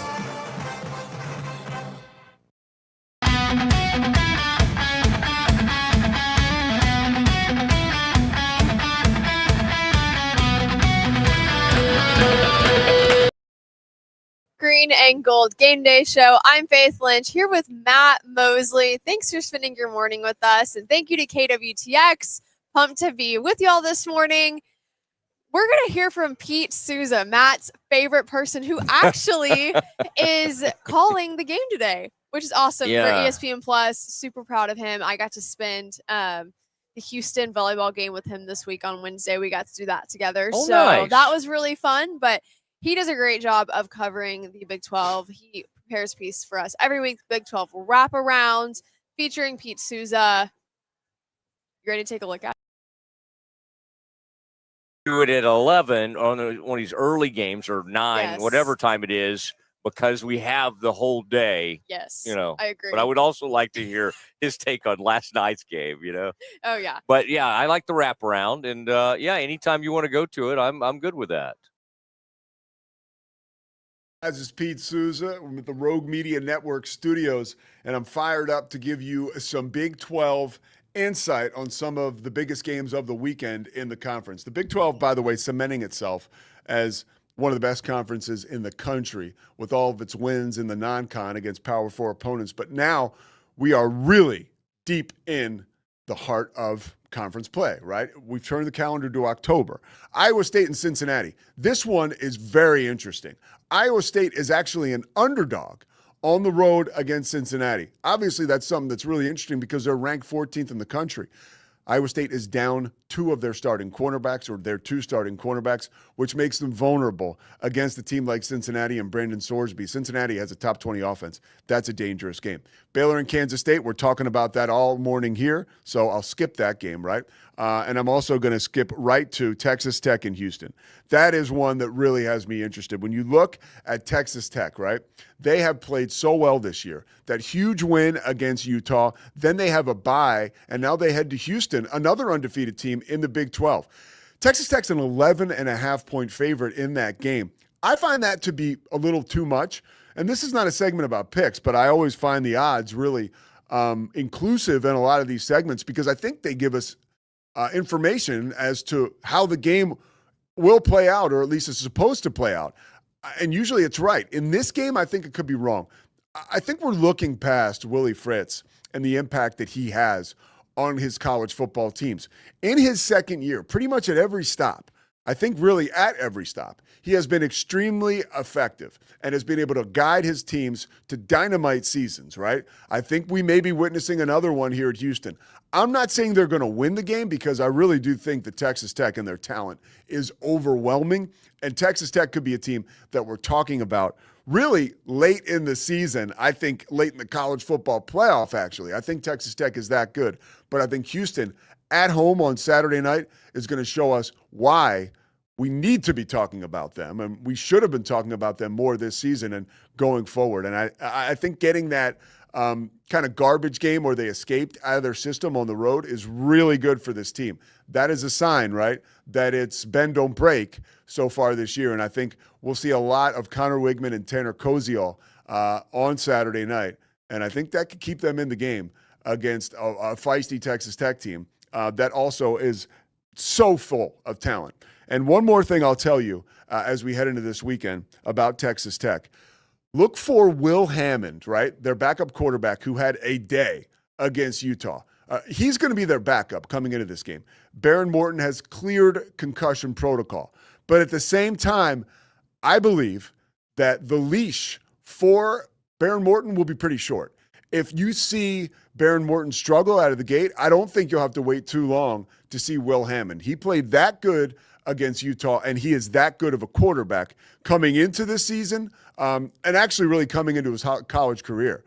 This is a guy that is a real good football player, and if Joey McGuire has to put him in the game, he will do so, okay? So, and you want more Big 12 content, by the way, you need to go to the Big 12's YouTube page. We actually interviewed Todd McShay this week about NFL prospects, and there are a lot of them. And some of the tight ends I want to tell you about right now that are playing in Saturdays and being effective right now for the Big 12 or at Big 12 schools that could be doing it on Sundays. I mentioned Tanner Koziel. How about Michael Trigg? And also, you can't forget about Joe Royer playing lights out in Cincinnati. There it is. You've got it all. Your Big 12 scoop of the week.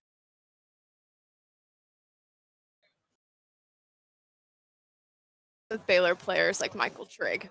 Don't Yeah. you? Yeah. I agree. I do think he could play on Sundays and has that tight end shape for us, but I'd love to see him also get a little more active in today's game. Nice of Pete just to skip over the K-State Baylor game. I like the presentation where he's like, we'll just skip that. Yeah, that the Trigg factor is enormous. And, you know, I've called him, and Scotty and I have kind of been at loggerheads over this because and Ben Sims was really good, but he's just not anywhere close to Trigg in what Trigg's able to do out there, and just a matchup nightmare. Now, some of this will be strength on strength today.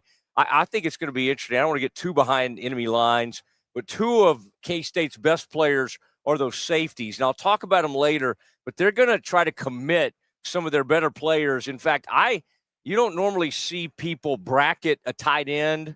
Yeah. It's possible that they could commit those kinds of resources to holding him down. What I love is the fact that over the years, Baylor, for the most part, K-State, Iowa State, Oklahoma State, and then in other conferences, Iowa, have these unbelievable tight ends. And it's just fun when Baylor has one to match. And in the past, like, I even like the Dabney kid who went to TCU. I like Kelsey Johnson, who's still here. Yeah. But when you get one that nobody can cover, it's like an incredible feeling. And so I think that is something they're looking at big time. Now, one thing I wanted to mention was one thing that Pete talked about was Texas Tech at Houston. Texas Tech has done everything to create bad karma here.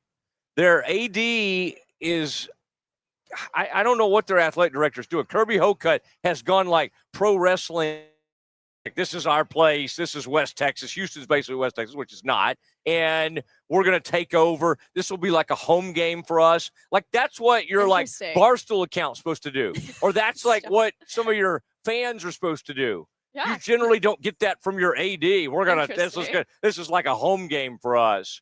Why in the world would you poke the bear, which is the cougar in this case? Why would you wake up Shasta? That's the live animal there that they used to have. Thank you. Why would you wake up Shasta, the cougar? And the scary thing is, and I would never have ever said this in a million years, Tech and Houston, both incredible defenses. And that's what's so weird about this game. No, I agree. I think it'll be interesting of both of these teams, again, coming into their own. Tech is obviously super highly watched right now. Houston, I think they're kind of in the same boat as K-State of like, they're rumbling, they're doing some things. So we'll get more into Mosley's 3 keys to the game when we come back.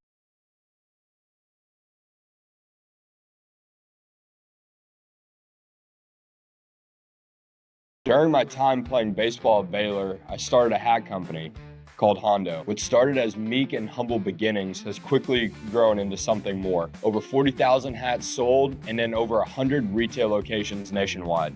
I love vintage Western hats, but couldn't stand the condition they came in, so I decided to make my own. Vintage style, but with modern aesthetics. Thank you so much for making my dream come true, and for enabling what was once a dream to become a reality. God bless.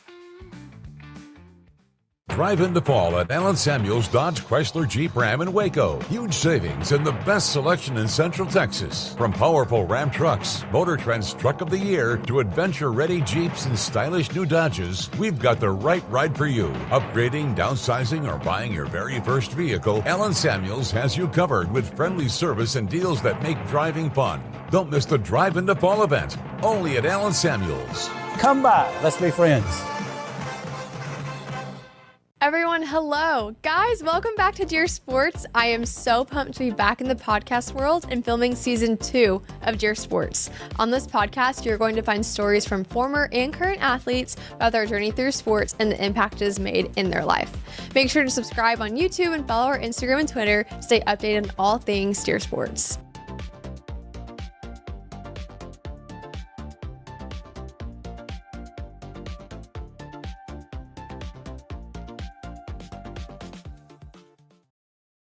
If you want the best for your body, you want Ascension Providence, the largest sports and orthopedic.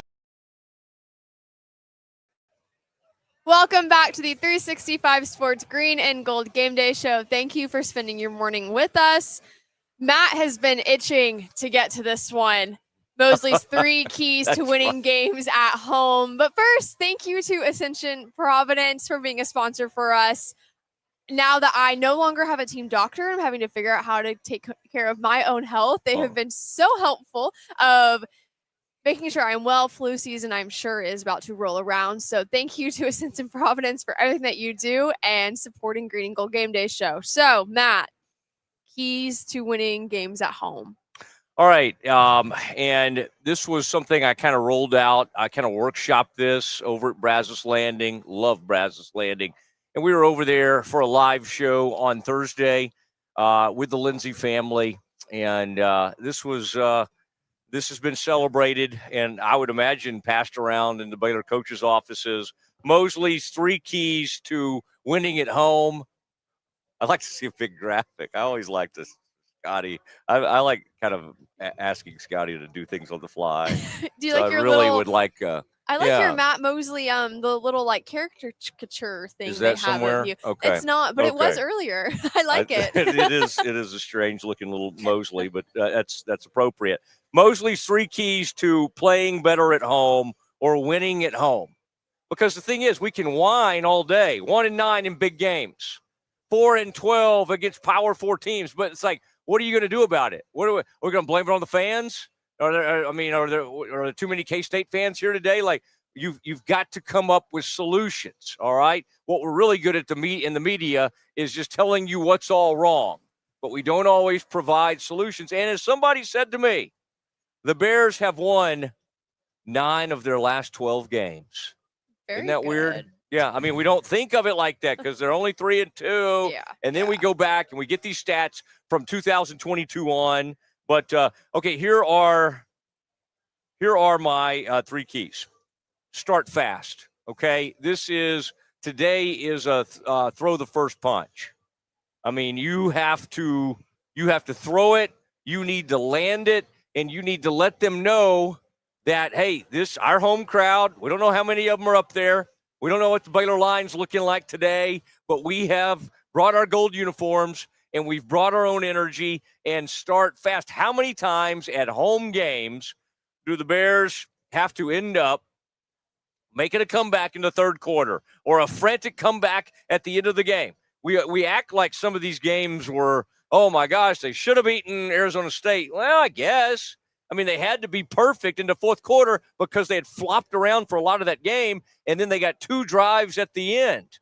Auburn, people want to say, well, that Auburn game was kind of close. Not really. They got beat by 2 touchdowns, and they were chasing throughout the game, and it felt like a miracle when they were within 1. So you don't play catch-up. You don't play catch-up at home. You don't want to do it on the road either, but you want to start fast and not put pressure on your team, and so start fast is a big part of this.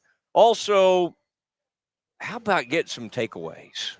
Yeah, that'd be nice. I mean, I want to see constant punching of the football. Okay. When I see NFL, I'm seeing more and more. The old Peanut Punch, Peanut Tillman was his name, played for the Bears.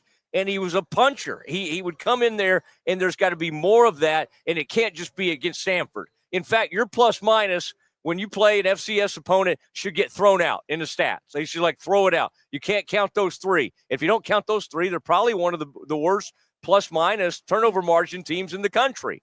Now, there are good teams that are bad turnover margin teams. It's extremely rare, though. OU happens to be one of those teams right now that, for whatever reason, is bad in turnover margin.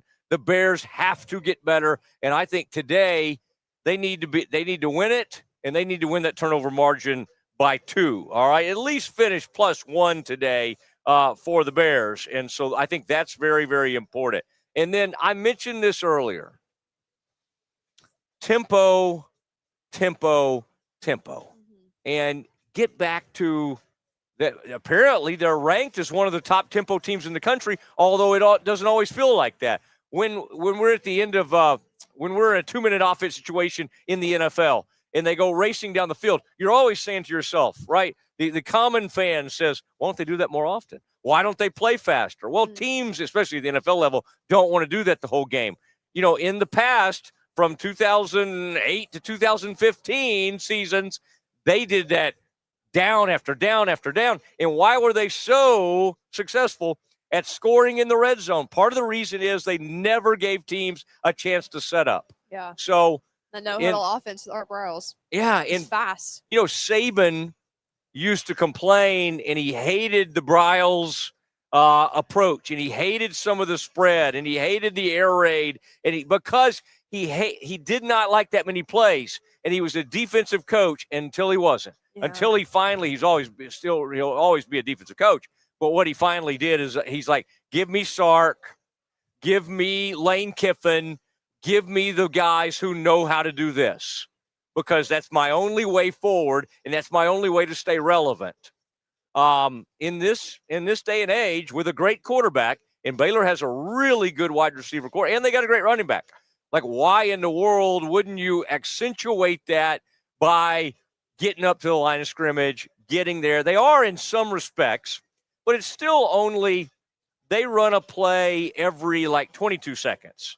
Just to give you an example, like a team like Army or even K-State or somebody that likes to drag it out, they run it within 28 or 29 seconds. So that sounds like that it's a big deal. No, a huge deal. 7 seconds a play. So I think that would be good. And part of that would be let's not feel the need to substitute all the time, because as you saw, that was a point of contention late in that Arizona State game when you're needing to go, and you're in 2-minute offense. And guys are able to trudge off the field. That's annoying, and that's something that can be avoided. And you are going to try to take the top off at some point today of their defense. You are going to try to have some shot plays, but let Sawyer do his thing. Maybe he could even run a little bit. But I think a winning formula today would be Sawyer. Let's give him 2 touchdown throws, 245 yards passing, and he goes about 18 for 23. Okay. I think it's doable. I think they have the big play talent to pull it off, but this thought of he's got to go for 400. That's not necessarily. He did it against Auburn. They lost. Did it against Arizona State, put up big numbers. They lost that game. Had a miracle comeback against SMU. They're down 2 scores late, and he brings them back in that one.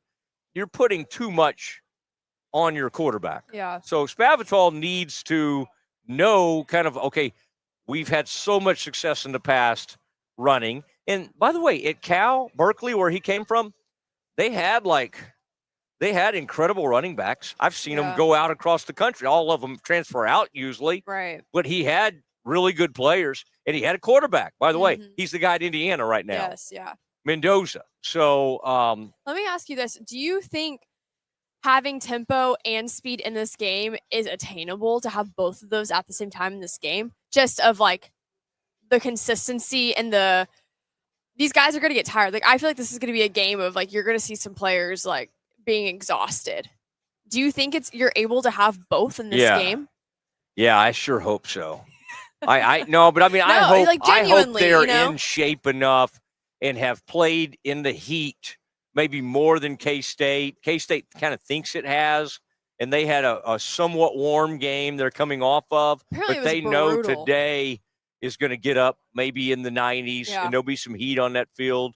No, I don't think you can. I mean, that's why you recruit like you do. Yeah. That's why you bring in all these wide receivers. That's why I was kind of surprised that Lewis Brown, the fourth or junior, was they sat him down. So we'll wait for next year. I think that's why you bring on. I mean, K-State, it's one thing they did last week that I kind of admired. They started rotating O-linemen, and they got some of those freshmen in there. And of course, you have to live with some of the mistakes. Baylor has some of that. Baylor has some position flex, and they have some young freshmen who are kind of trying to break into the lineup and everything. And by the way, Baylor has a couple of linemen that I saw on that injury list, and that's something to the one I would worry most about is Fugar. Yeah, Sydney. And I saw him on that list. I mean, they got it. It's got to be all hands on deck. But they're about to start needing some of these freshmen, and I think the more folks they can get involved in this game, and that's all three running backs. Mm-hmm. You got three dudes who can play. Yeah. And so run Bryson and then give him a series. Give Caden a series. Yeah. That seems like how they like to do it. I wouldn't mind seeing them kind of come in and out with guys a little more I think they than will. they do. Yeah. Because that was their intent with Dawson. I think we all Correct. forget that Dawson Pendergrass, I think having three of those guys is what makes me, I'm like, oh, I wish you could tell time of, I wish Richard Reese would have stayed. Suck it up maybe for a year, kind of ride it out. And then now you're here because you have an injury and he's still here. So then you have three guys you're able just to rotate in and out. It's interesting you talk about the O-line of K-State changing. A lot of people were not happy about that K-State wise, just media. We're like, can we just be consistent? Can we just have everyone stay still? So we'll see if that holds true today. But when we come back, we will be going into hour 3. Ryan McGuire will be joining us soon. Thank you for staying with us this morning.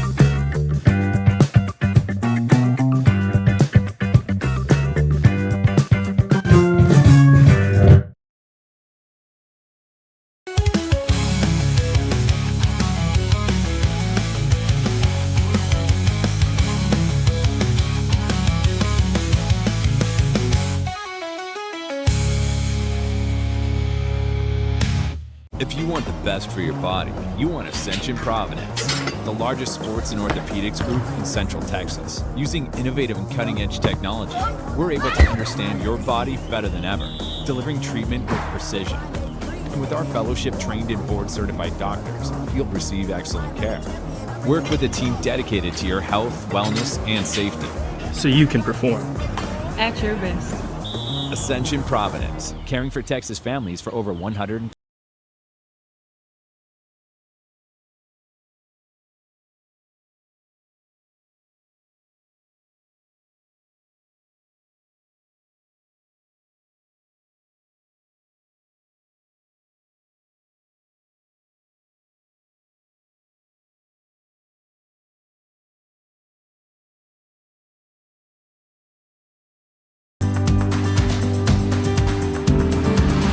When Central National Bank decided to partner with Baylor women's basketball, we didn't know exactly what that partnership would look like. What brings you into the bank today? For the last couple of months, I've been noticing a charge on my account, and I would like to block it. I see. So you have a charge. Yes? And you'd like to block it? Yes. I think you should take the charge. What? Yeah, I definitely think you should take the charge. I don't think you understand. Sometimes you just have to take one for the team. Is there a manager available? We love that Coach Collin is all about the team. Once we get the vocabulary down, the sky's the limit. Central National Bank, proud partner of Baylor Athletics and Baylor women's basketball. I have Mac Rhodes, director of Baylor Athletics, on the phone. Mac, can you tell Peggy why she should take the charge? Of course she should take the charge. Wait, are you at the bank again? And who is Peggy?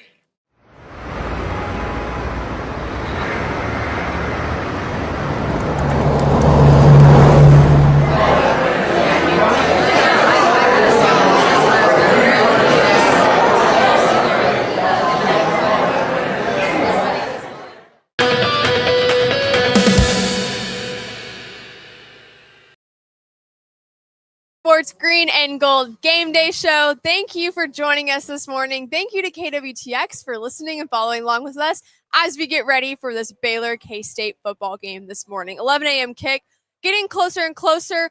We're going to go ahead and check our Hour 2 fan poll. Who will make the biggest impact for Baylor today? Caden Knighton. Yeah. I'm telling you, Matt, I won this I one. think you led them down that path. I think a lot of them are like, Williford, what?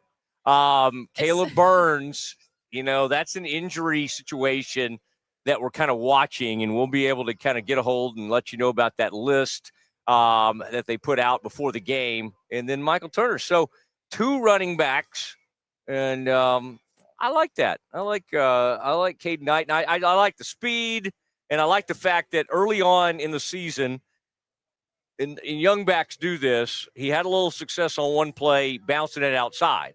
And so then he starts to maybe do that a little too often.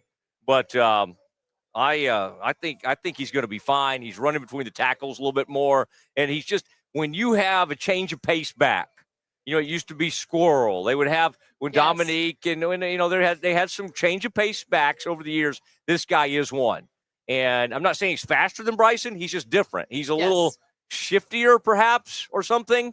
But he does give them a little burst. And it's good to give the defense as many looks as you can. And then let Michael Turner lean on him a little bit. Michael's going to get bigger, going to get stronger. And I like what he brings to the table. I really do. I agree. Talking a little bit about drives a little bit today. Drive into fall at Allen Samuels Dodge Chrysler Jeep Ram in Waco. That means huge savings and the best selection in Central Texas, from powerful Ram trucks and adventure-ready Jeeps and new Dodges. I just got rid of my Jeep, which I was so sad about. But they have the right ride for you. Allen Samuels Dodge Chrysler Jeep Ram in Waco. Come by and let's be friends. That's good. And Ted Teague over there, I'm so excited. They're on the Mosley show. They're with the Green and Gold, and we are so grateful to have them, and they've been incredible for a lot of years. Now, we got big time in hour 3 of our pregame show. I mean, we have Ryan McGuire on set, and very, very excited about that. And, they've been really, really good. They're a ranked team, and then they got a road trip coming up next week that's going to – there's a lot ahead of them. Yeah. Big road trip from the next week. Arizona State, Arizona. Yes. I've never played there, which is interesting. I was kind of sad not to get in on that road trip just because that's a fun spot to go to. But Arizona State, again, highly ranked in the Big 12. Big 12 volleyball is competitive this year, so excited to get to talk to Ryan McGuire. Obviously, now has become a friend for me, my former coach, but excited to get to talk to him soon. He still could end up making you run some lines or some conditioning or something along those lines. Yeah. I would hope not. Out here. But I bet he's hoping you could run over and talk to some of the recruits. I bet you would be great. I heard from Scott Drew always says, and I'm sure Ryan would agree with this, they say their current players are always their best recruiters. I know the basketball, the men's team, they just basically turn the recruits over to those guys. Y'all go hang out. Y'all go get some shots up. Go do that. And I'm sure that's what it was like when y'all had recruits come to town. Absolutely. It's like, go hang out with Faith. Just don't hang out too late. No, we would always go axe throwing or take them to main event. Or I think that's a big thing in recruiting is you see all the social media, talk to the coaches, but you want to actually talk to the girls of hey, be real with me. How does this actually go? What's going on here? And that's the thing that I loved about Baylor volleyball is they said, hey, we have recruits in town. And then we didn't have to say anything perfectly, whatever, just did our thing. And I had a pretty good record, not going to lie. I had a pretty good record. Your recruiting record was pretty good. Yeah, so. I don't doubt it. I think you could deliver some good messages there.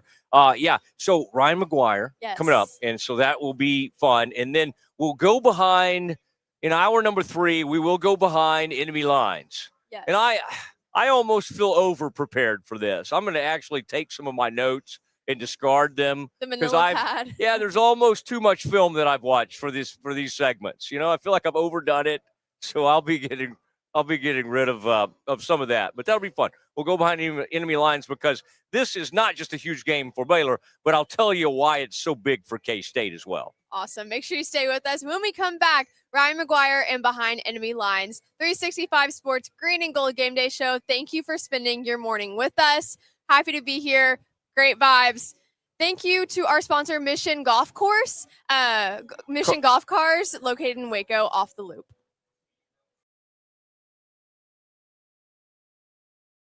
Waco, we believe fun is more fun outside. We also believe fun is more fun in the pool, by the water park, at your RV, in a cabin, and with the friends and family you love the most. So grab a drink, take a ride, and stay a while.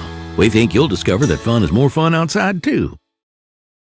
If you want the best for your body, you want Ascension Providence, the largest sports and orthopedics group in Central Texas. Using innovative and cutting-edge technology, we're able to understand your body better than ever, delivering treatment with precision. And with our fellowship-trained and board-certified doctors, you'll receive excellent care. Work with a team dedicated to your health, wellness, and safety. So you can perform. At your best. Ascension Providence, caring for Texas families for over 120 years. Falconberry Construction is now Gather & Co. Kitchen and Bath. Check out gathercoremodeling.com. Thanks so much for sponsoring Green and Gold Game Day. I'm Cole Posey, and I'm a third-generation Baylor Bear. During my time playing baseball at Baylor, I started a hat company called Hondo, which started as meek and humble beginnings, has quickly grown into something more. Over 40,000 hats sold, and then over 100 retail locations nationwide. I love vintage Western hats, but couldn't stand the condition they came in, so I decided to make my own. Vintage style, but with modern aesthetics. Thank you so much for making my dream come true, and for enabling what was once a dream to become a reality. God bless.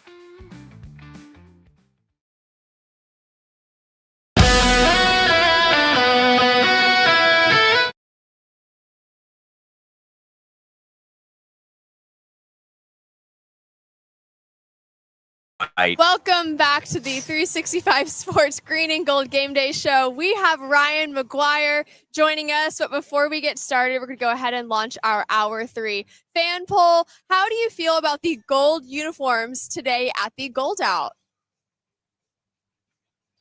That's the poll. I was waiting for it That to appear there. I like that Coach McGuire has I'm here to gone represent. with the gold. I just could not find any gold in my closet, and plus I have to be in the press box, and so I don't know. I have to kind of at least appear impartial when I go up there, but the gold is a good look. What do you think? I'm kind of curious too, Ryan. Have we truly given him the proper introduction yet? No, we have not. Okay. I jumped straight into it. The fan poll. Yeah, I was just sitting here. We have one of the great volleyball coaches in the country, Ryan McGuire, with us. You see him on national TV. You've heard him on the Mosley Show over the years. Ryan, I don't know if you've seen, I'm now on a YouTube show. I'm going to have to kind of give you a link so you can follow that. But how cool is it to be here for Gold Out and then to be doing this with someone who played for you? That's got to be neat because you see some of your players go on to do really neat things. Now, I don't know if co-hosting with Mosley is what you envision for Faith, but this is a pretty cool moment, I would think. You know, when we were recruiting Faith to play at Baylor, she said her dream job was to work with you. So that was, I think, what sold her on Baylor was that opportunity. No, huge joy to my heart to see our athletes and our alumni do it. Like Faith, like no surprise. It's always fun to be around Faith because she brings encouragement to me. That's who she was on the court as a leader, as a great athlete, just the growth and everything. So it's it's fun. As I get to talk life, I get to talk volleyball with you and friends, the people that also know the inside scoop too, and not just, looking at it from the outside. Okay. So, we'll get last night out of the way. It was, these games, that's the thing about this conference. I wondered what it would be like. You bring some of the new teams in, you got this big road trip coming up. there's never any let up, is there? It just seems like everybody seems to be ranked. Every time I look, I'm like, okay, this is 15 versus 18. Jayhawks come in last night. I think the upside to that is I think y'all showed a lot of courage and fight, right? Because there was one of those, that did not go as well, and then you bounce back and force that fifth set. And I thought there were probably some good things that came out of it. Yeah, conference is a juggernaut for sure. Everybody's good. We saw a lot of ranked teams in conference lose also last night and last week. Kansas extremely good. Unfortunately, we super tight fifth set loss to them, and they've played some other teams and had their tight losses in the fifth set. Started off strong, and then it's I felt like it was a matter of time because we got 3 freshmen as our primary passers out there. Like never ever done that before. We have great bros and Briseño and Chanel, that liberos of the year in the conference and stuff. Like even them as their freshman year kind of challenge. So I love what we're doing at the libero position, moving through it. I thought our pins had an up and down night. It was great to see them recover though when things weren't going well, to really try and finish strong. I thought we finished strong, but a couple bounces, let's serve didn't go our way there. All right, I'm trying to watch more this season, and not just y'all. I'm watching, and I like when they can go to review. I like some of that. I like that you kind of have a challenge, and it's kind of added more to the game and everything. It does seem like more and more people are being drawn to women's athletics. I see huge crowds. Not only, Nebraska comes to mind for, some enormous crowd they had. Maybe they played an outdoor game or something at one point. They filled a stadium at over 90,000. Yeah. So 90,000. Yeah. So it's just cool because you've loved it in faith, grew up on it, and y'all have loved it forever. But it's got to be kind of neat when you realize more eyes are getting on it. And I think probably part of that is y'all have such a competitive conference, and they're choosing y'all for some of these national TV and more TV opportunities. Yeah, I think women's sports is blowing up across all the sports. Volleyball, #1 female team sport in the country. It's been that way the last 5-6 years. But I think the game itself, as people are watching it, it's so fast paced. It's powerful. It's beautiful. There's skill. There's touches, and the strategy involved.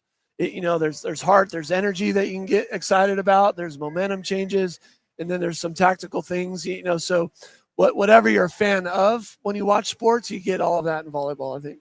Yeah. Faith, I generally try to reach out to him and give him hints on who I've seen in high school. And he's so gracious. He's like, oh, well, keep an eye on that. Kind of like Mosley, just stay in your lane, please. But I'm always seeing somebody from Prosper or wherever. There's no lanes here. It is competitive because it only takes one kid to make it special. Faith brought some things to our program that made it really special. So you don't know. We got players from Belarus, from Cameroon, from right here in Texas, California. So you never know when that next one's there. So we genuinely do look at them right there. When you talk blocking strategy, then maybe I'll forward that on to somebody else. My favorite thing to always bring up with him, Faith, was I always wanted to know. I was just vertical leap, and of course in volleyball you use a different metric, or you say this, and so whoever y'all had a few years ago that was just out of the. It was just unbelievable. Well, Tori Davis, Tori's on her team. She's She's up there at 10-9, getting up close to 11 feet. So that's dunking. That's dunking territory. Yeah, right there. Oh yeah. Yeah, it's fun to watch. All right, Faith, you can get into some strategy. I want some deep stuff right here, some deep cuts. No, I think you talk about Morgan Madison and having some of those freshmen, Bailey Warren, kind of step up. Talk about the outside position a little bit. And last night, who do you think is going to be consistent for y'all this year, and who are you more wanting to see stay in that role? I want to see the best one pull away so they make it really clear and obvious. I have enjoyed the consistency as far as how that group's battled. Unfortunately, we have 5 outsides, which, you might think, hey, that's just enough. But, one's been out concussion protocol, one had surgery. So suddenly now you're quickly at 3. So there's one person off the bench, and we've done them all. Brielle's come in and helped us win matches. Brielle started, and then Bailey's come in and helped us win. I think Kasusha is really coming around, and also freshmen adapting and feeling more comfortable out there.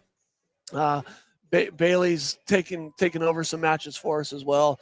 in a match like last night when there's adjustments being made, I feel like, hey, if we win the first set, then we did our job being prepared to travel well, show what's going on. That's where we need to continue to grow.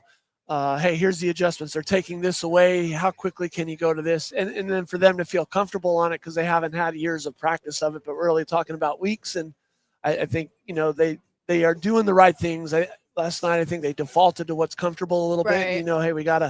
Hey, there's no reward without some of these risks to play through it and go in and do that. So we didn't do that in the middle. We did that towards the end. And then, suddenly Bailey's hitting over the top of the block in the deep corners. And, I think all these kids coming out of club want to bounce it straight down. And that's the fun, flashy, wow kind of play. But sometimes you got to just make the layup instead of the reverse dunk to get your 2 points and on that. So absolutely. You are known for, I don't know if anyone else knows this, but you are known for just trying things and let's put on 6 girls and not have a setter on the court, or let's just switch block. I saw a little bit against Houston of having our middles go towards the right side and blocking and switching. Do the girls respond well to that? What is maybe your thought process? Because it's been a lot more consistent for y'all this year of having Tehani go in and set a ball and not have a setter on the court. What is the process behind that? One, there's a great trust in Tehani. Who she has been this year has been absolutely phenomenal. Yeah. And her growth, she kind of went from the goofy player, fun, like all TikToks, to sophomore year, hey, let's be good at your skills, to now leader, motivator, developer, still goofy, still fun on TikTok, still great at the skills, but have an influence. So, no, you want to put the 6 best on the court, play to win. So yeah, when we put in somebody for maybe Harley if she wasn't blocking well, all right, honey, you got to set, and it's a play. It's a boop, you don't see that. And I've been talking about that, for a long time. Year, yeah. And I'm like, which one of our ninjas? That's what we call our defensive specialists. Is going to be brave enough to actually do it. T didn't hesitate. Yeah. First time, boom, Tori kills it. Second time, boom, Tori kills it. Now it's kind of all right, people know that's what you're doing on it, but we love it. It works. Tori can elevate. It's different. I think in all sports, you want to do things in your gym that other teams aren't mimicking or doing. So the only time they get to see it is in the matches. And so, I like to be creative. Tori blocked some right side the other day, out of the middle and those things, but it's whatever it takes to win. Are you ever on TikTok? Can they ever get you involved in that? No, I might probably be the last coach without a big, strong social media presence. My son's involved. The team's good. I want to be present where I'm at. That might be where I got to get more uncomfortable. I made a Tic-Tac video, but that's about it. I know. I have seen the TikTok video. It was on our practice. They were really encouraging me. Hey, this will be my first TikTok video because I mess up all the social media language all the time. So they're really excited that I made one, and then it was he made a TikTok, and then it was a video of him holding TikToks. It was what are we doing? It was him doing a dad joke. Yeah, 100%. No, he's 100% big dad joke guy. Now, road trip coming up. Yeah, and I would think big one. Yeah, this is going to be a big one. I think you function well in that part of the country. You like being on the West Coast. You've spent time there, in the past. What about these two teams? What kind of what are these matchups going to be like?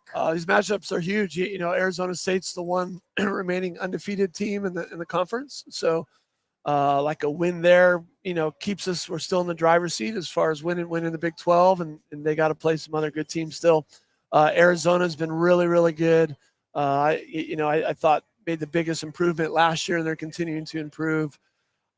On the road, I enjoy traveling because we enjoy it. It's our conference is unique because it's midweek games too, so it's not wait till the weekend. We're gonna get practice in Monday and take off again on Tuesday, and we're gone the rest of the week.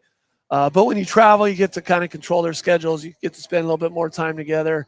They're studying, and I feel like we'll be able to walk through hopefully what we need to do to get 2 W's on the road. All right, I was with Faith last weekend. We were doing, and she was getting ready to go to something with y'all. TCU. Yeah, that was a good win. I mean, it's always fun to take down the Frogs. Everybody loves beating TCU. That's something we want to keep going across all sports. And I love the coaching staff there because Jason, former coach here, but that's probably about all I love about TCU after after that on that one. They're a juggernaut. They're really good. They only got the one loss to us. They were able to beat Kansas. So again, it's just a whirlpool of everything going in here. Our crowds have been great last couple matches and really kind of helped us push through. Do you have thoughts on Baylor K-State as we get ready? Gold out. You'll go over here. You got some recruits in town. Always exciting. I think some of these young women have made commitments to Baylor already. Y'all will head over for the game, I would assume, Yeah. although you've got a lot on your plate and practices and all those things. But any thoughts on what Sawyer and the Bears need to do? I mean, we've had Mosley's keys to winning at home, and I hate that you missed that. In fact, I bet at the tailgate y'all had this on. You can just lie and say that you did. But any of Coach McGuire's keys to the Bears winning? Because this would be a huge win for Baylor. Yeah, a huge win for us. Continue momentum. I coached football 5 years, and I like you have offered Aranda my playbooks from when I did junior high flag football, but I'm not sure if he's implemented any of those yet. But he's doing a great job with the team. There. Clearly for us, it's we can't have the turnovers. Quick start. Like we just got to manage the ball there. I think as all of our games go, like we're always getting better. We're being stronger. So I think a strong start without the turnovers absolutely key for us today.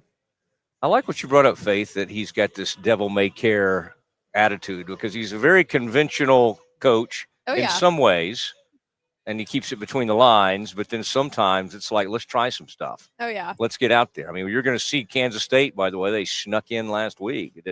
I didn't miss it, but they snuck in a little Wildcat package. Yeah. And that sounds like something you might put out there, some sort of special package. Like I said, like for all sports, you want to maximize your strengths. You want to go after opponents' weaknesses.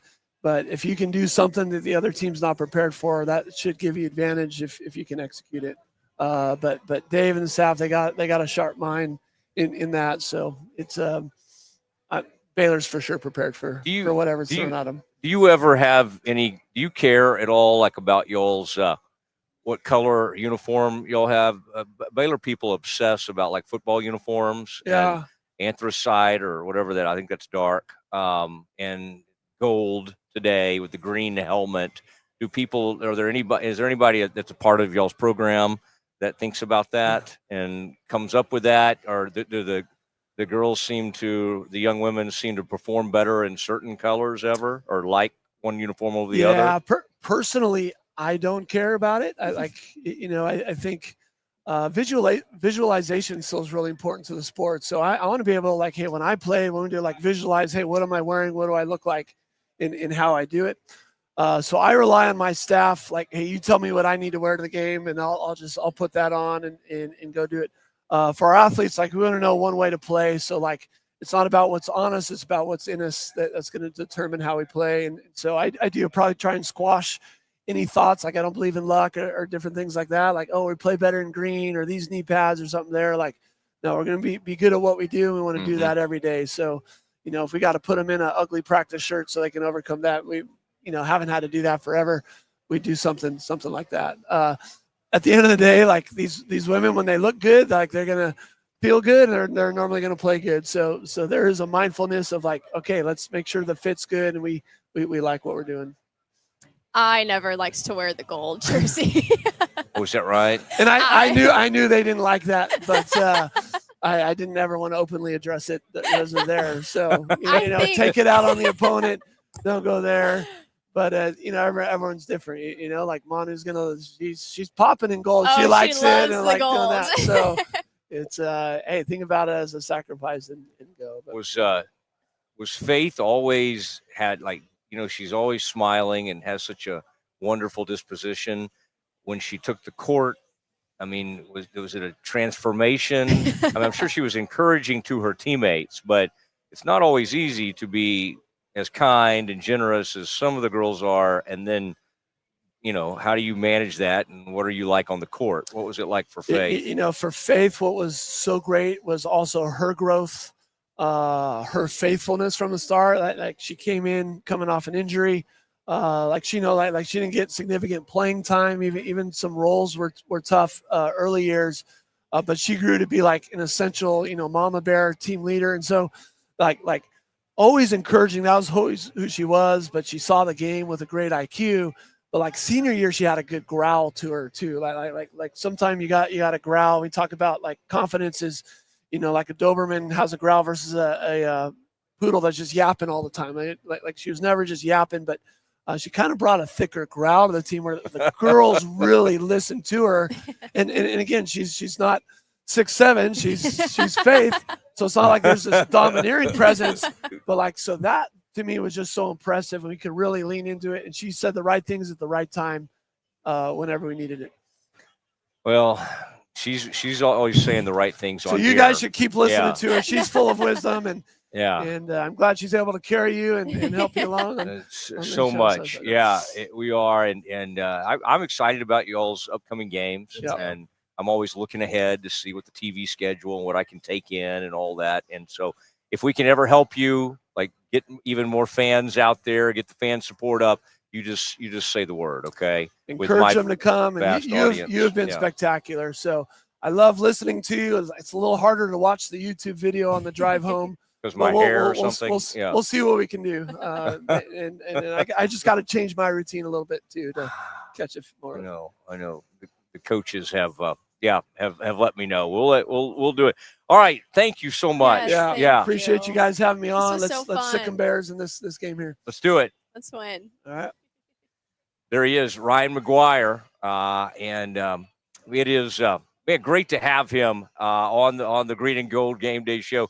We got a lot more, Faith. We got to go behind enemy lines. You're ready. You're over prepared. I don't think Ryan wants to leave. I really don't. Because some of this information really, I think some of the coaches will be gathering around.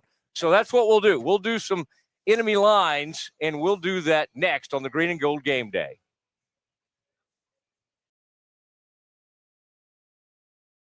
Rolls along with Alan Samuels Dodge Chrysler Jeep Ram. Start with award-winning service and factory-trained techs. Then shop our new and used lineup from cars, trucks to SUVs, all makes and models. Running a business? We're your Central Texas headquarters for ProMaster vans, cabin chassis, and work trucks. For power and comfort, test drive the Ram 1500, the Motor Trend Truck of the Year winner again. Alan Samuels in Waco, proud partner of Baylor Athletics. Come by, let's be friends.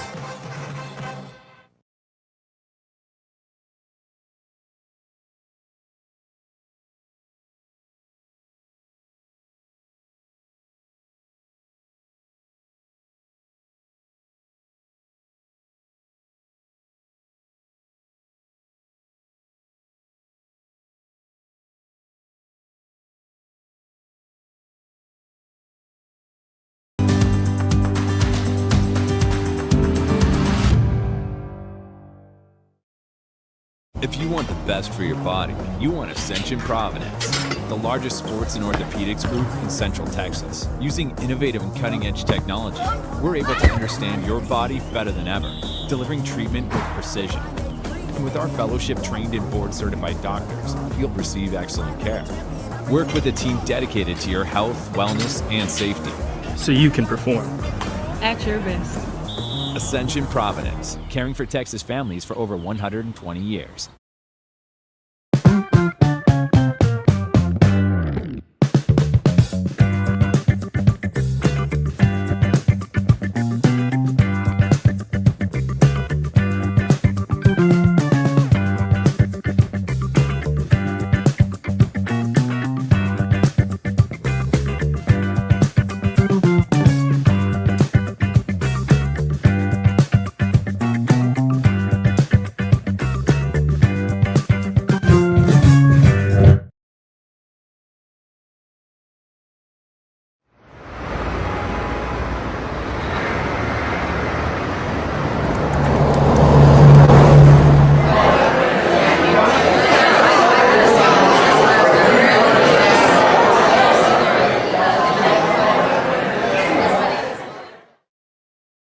At GameFinfo Waco, we believe fun is more fun outside. We also believe fun is more fun in the pool, by the water park, at your RV, in a cabin, and with the friends and family you love the most. So grab a drink, take a ride, and stay a while. We think you'll discover that fun is more fun outside, too.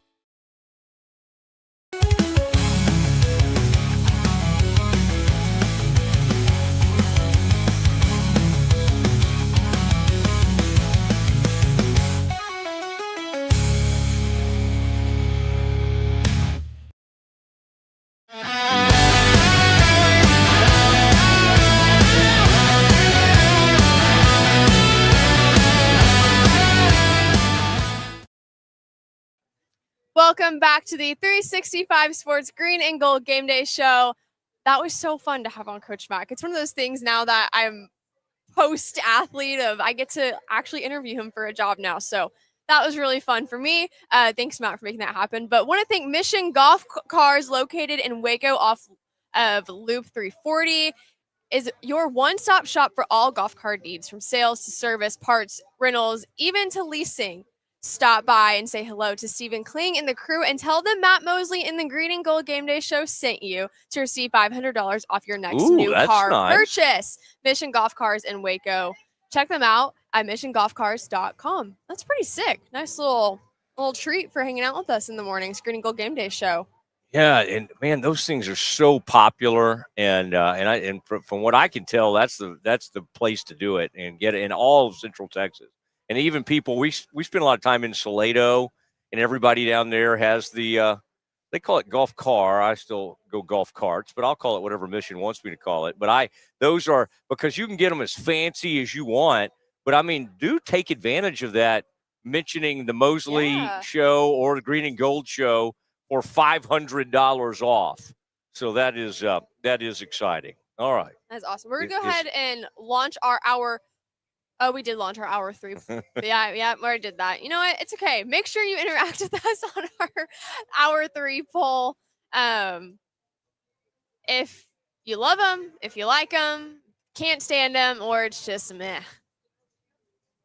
Those are our options for our yeah, that's good. And so we do have Behind Enemy Lines coming up soon, and there's and as I am feeling better about things because more and more people are walking up, and I thought, oh my gosh, they've had trouble at home, they've had these 2 losses at home in big games.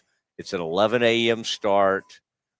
What's the crowd going to be like? I'm starting to sense more and more people out here, and no matter what it is, and no matter how many of the Baylor line kids are there today, and I bet they'll show up big. It just needs to be loud. They need to be active, and this needs to be a game where none of that matters. Though this needs to be a game where the team says we're bringing our energy to the game, because that's what the coach said about K-State. That's the whole thing of what happened in Manhattan last week. They're only 2-3.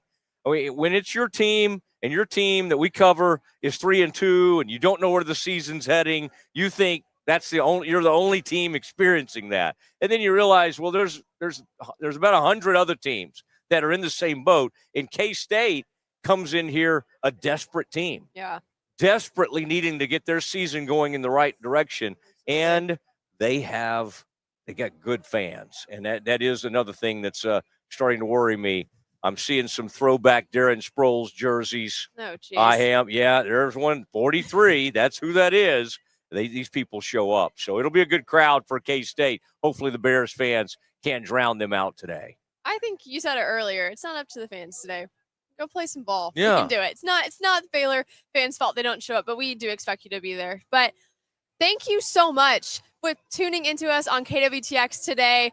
Matt has been hyping up this Behind the Enemy Lines. We have Bryce Petty coming up as well. Bears Essentials that you're going to want to stay tuned to. So stick with us on our YouTube show. Make sure you follow over to that. Click on the link. It's somewhere. It's out there. Make sure you hang out with us. But thank you to KWTX and joining us this morning. I'm Faith Lynch, Matt Mosley, Green and Gold Game Day Show. Thank you for spending your morning with us. Matt.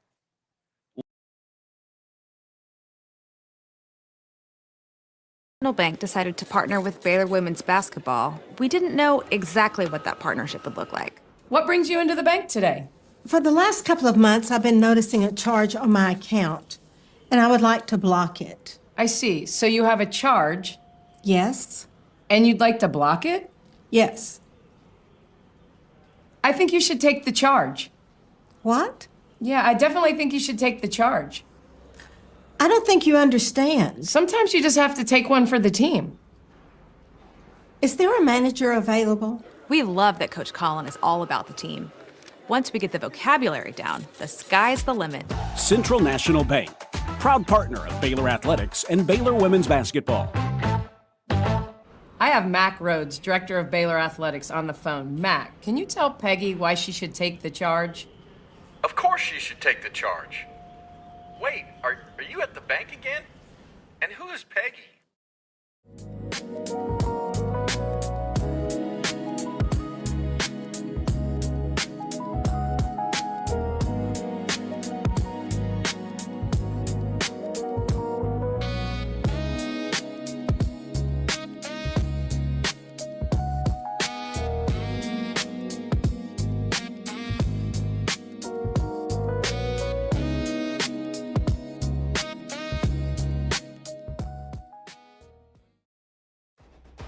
Falconberry Construction is now Gather & Co. Kitchen and Bath. Check out gathercoremodeling.com.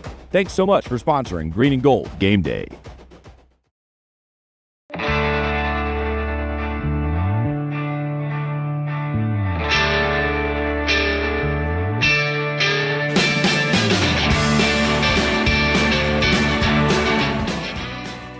Welcome to a special edition of the Doomsday Podcast, coming to you from the Star in the players' meeting room with defensive coordinator Matt Eberflus. You now have two responsibilities this year that you didn't have last year, and that's being a first-time head coach and calling plays for Dak Prescott for the first time.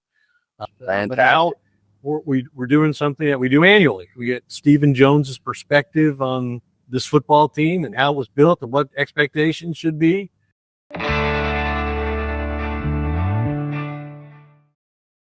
Drive in the fall at Allen Samuels Dodge Chrysler Jeep Ram in Waco. Huge savings and the best selection in Central Texas. From powerful Ram trucks, Motor Trend's Truck of the Year, to adventure-ready Jeeps and stylish new Dodges, we've got the right ride for you. Upgrading, downsizing, or buying your very first vehicle, Allen Samuels has you covered with friendly service and deals that make driving fun. Don't miss the Drive in the Fall event, only at Allen Samuels. Come by, let's be friends.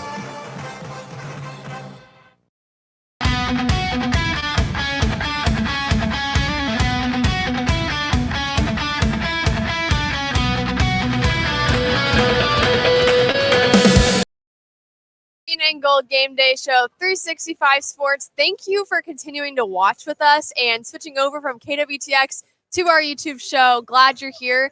And we finally get to Behind the Enemy Lines with Matt Mosley. This should just be a extension of Matt Mosley's mind. It's a scary place. Mosley's mind.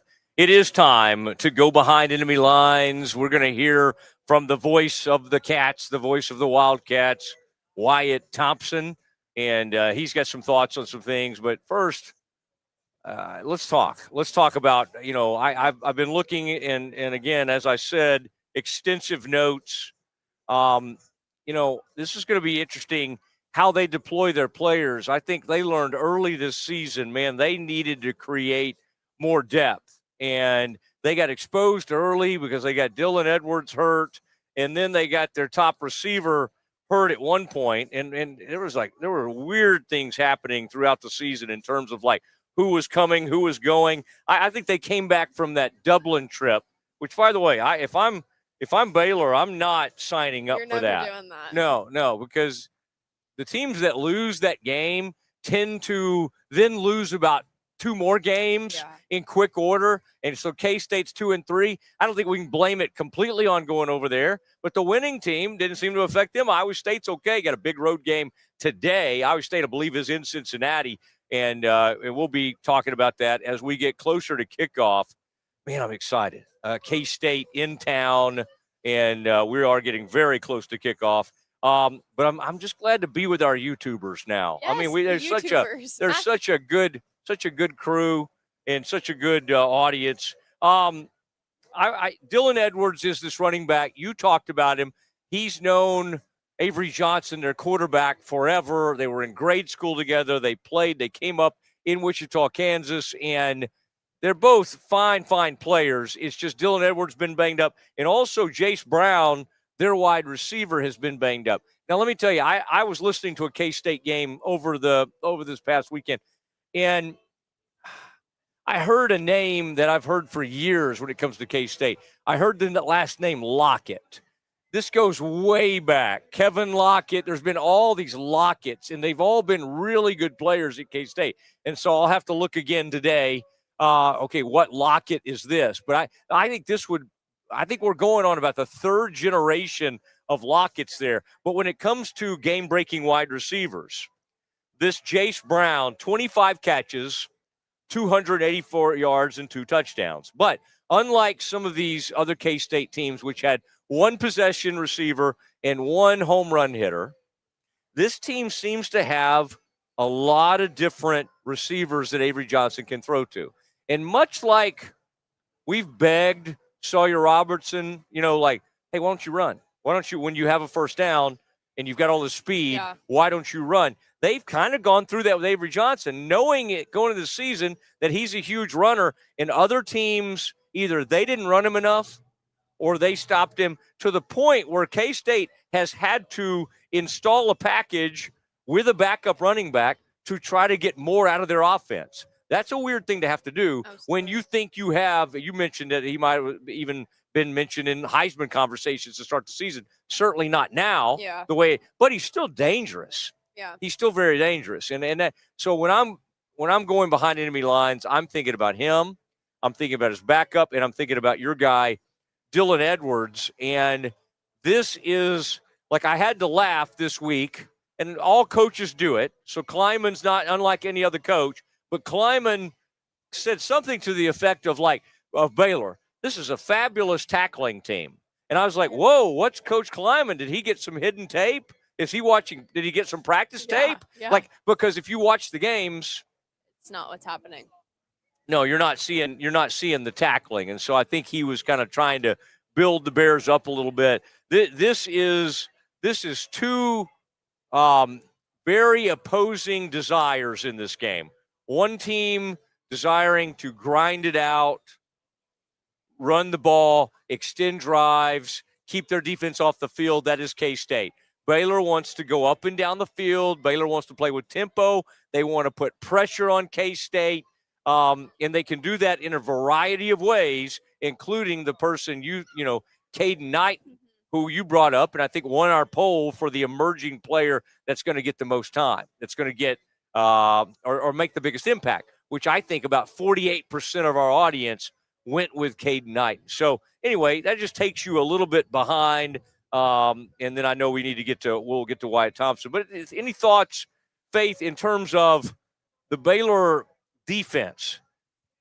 To me, I think we're at a point in the season where forget it. Like, they are what we think they are. Like, go out. I mean, I'd love to see them get a takeaway or do something, but I think you have to go. The offense has 35 points a game, and that's the way it has to be. I mean, we can't be here 3 weeks from now still beating our heads against the desk. We need more takeaways. The defense needs a pass rush. It's just not a very good defense, and you need to make the best of it, kind of like they used to back in the day. Here's like what I feel like I've kind of come to terms with. Of you have Jackie Marshall, who he's your guy. Like, he is your defensive guy. He gets hurt the first game of the season against Auburn. And so you get punched in the mouth. Everyone has planned until you get punched in the mouth. And so I feel like our punch in the mouth was Jackie Marshall getting injured. And I don't think he's back to his full healthy self at all. And so I truly feel like he was the core and center of that defensive guy. You have guys like Sidney Fugar who is apparently on this injury watch list game today. Like, you have this defensive line who together and healthy we're working and we're okay. But Jackie Marshall being hurt, Sidney Fugar being questionable, you have your main guys starting to trickle away. You've been dealt the injury bug on the defensive side. So here we are, like, defense be better. But are your second string guys that are going in maybe playing for the first time? And so they're not comfortable. They're not in their own, hey, I'm playing Big 12 college football for the first time, and I'm expected to just play this lights out defense. So I don't think that's happening yet. Not saying it won't. It won't. You can see it this game. But Jackie Marshall, hopefully he is continuing to get healthy and continue to get better. But I don't think Baylor's at its best. Also, I don't think Baylor has peaked yet. I think each game we start to see a progression of getting better and getting better. I will forever quote Coach Mack just because his coaching philosophies, I think, apply to a lot of different things in life and at the college football level. But you don't want to peak now. You don't want to be playing your best football now. You want to be playing your best football, I think, towards the end of the season, getting more to bowl game. And then hopefully we're in the college football playoff conversation. That would also be great. But you don't want to peak now. And so I think Baylor, each game is getting closer and closer and closer to having a complete product. I don't want to see Sawyer Robertson playing his best football right now, because if he's peaking now, that's not what we need. He's going to get burnt out. So I will be very curious to see how this defense responds collectively as a whole unit today. Maybe Sawyer will not quite have with this running game, and maybe a takeaway on defense could take some pressure. Maybe today's that day where we get to see it. All right, together. let's take a peek. The voice of the Wildcats, Wyatt Thompson, stopped by this week, and so I'd like to hear his take on Dylan Edwards and this Kansas State offense. Sawyer Robertson go through the grind to reach who he is today. Like the football experience and moxie and confidence meeting the skill set. How does Kansas State's defensive backfield work to stop him on Saturday, in your opinion? You know what? I don't want to sound like a coach, but to me, it starts with their run game, because they do have a good run game. Bryson Washington's really good, but I also like the other guys that they use. Bryson's big time. Think how good they would be if they had Pendergrass too. Yeah. That was a tough injury for them. But if they run the ball, and because of, and you described Sawyer's abilities well, he's got all the arm talent and the talent around him in the world. But when you really watch him, you never see him get stressed, even in stressful plays. He just kind of extends it a little bit and works his way, and he's got enough guys around him. I mean, think about this. You lose the kind of guys that they have. You still have Cole Wilson. You have Cameron. I mean, you just get – and how about Michael Trigg? I mean, seriously, in a league chock full of great tight ends, he may be as good as anybody I've seen. So they've surrounded a really good quarterback with a lot of good talent, but I don't know how you can watch him and not be impressed. He is really, really good. He is so good, and I think he is like that equalizer in a sense where just when you think you've stopped the running game and the passing game, and then you got Michael Trigg right down the seam for a huge game, and then God knows what happens after he catches the ball. When you talk about the Kansas State defense, Chris Kleiman, in no uncertain terms, said, "Hey, we got to keep them off the field." Yeah, because you can't have them on the field for 90 plays. That is not a recipe for success. How does Kansas State get off the field against Baylor? Well, that's going to be it. I mean, let's be honest. You have to slow down the run game some to put more pressure on Sawyer, even though he handles that pressure most of the time.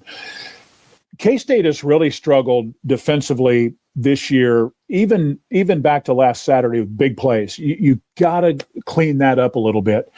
But it's even more than that. I think one of the real key factors here is you better have good efforts on first down, because if you get them in second and third and short, you are going to be on the field all day long. Army is the perfect game that's the example of that. Think about this, Pete. K-State had the ball for less than 2 minutes in the third quarter of that home game and had it less than 90 seconds in the fourth quarter. Wow. I've done a lot of games in my lifetime. I've never seen anything quite like that. I mean, the plays were like 85 to 45. It was nuts. So you better compete. You better get some. That's the one good thing that K-State can do, if they can slow the run game even a little bit, is they've got a lot of guys that can rush the quarterback. But the other side of that is Sawyer's so good at getting rid of it quickly. And when you've got Wilson and Cameron and Brown and all of those kind of guys, and I'm leaving out a couple, of course, you got to get there quick, but you got to keep them no big plays.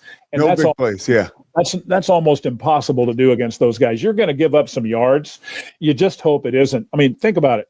They've been in the 600-yard range twice in 5 games. And I think the least that he's thrown for is about 250, and that was against Samford in a blowout game. Yeah. He would have had 600 against them had he played the whole day, right? So you got to give them their due. The best thing to do, again, I don't want to sound like a coach. If you're I asked the question, so go ahead. Get that whistle around your neck. I asked you. If you're going to win in Waco, you do it by possessing the ball longer than them, and that's just one hope, right? Yeah. You got to do that, or at least be in the neighborhood.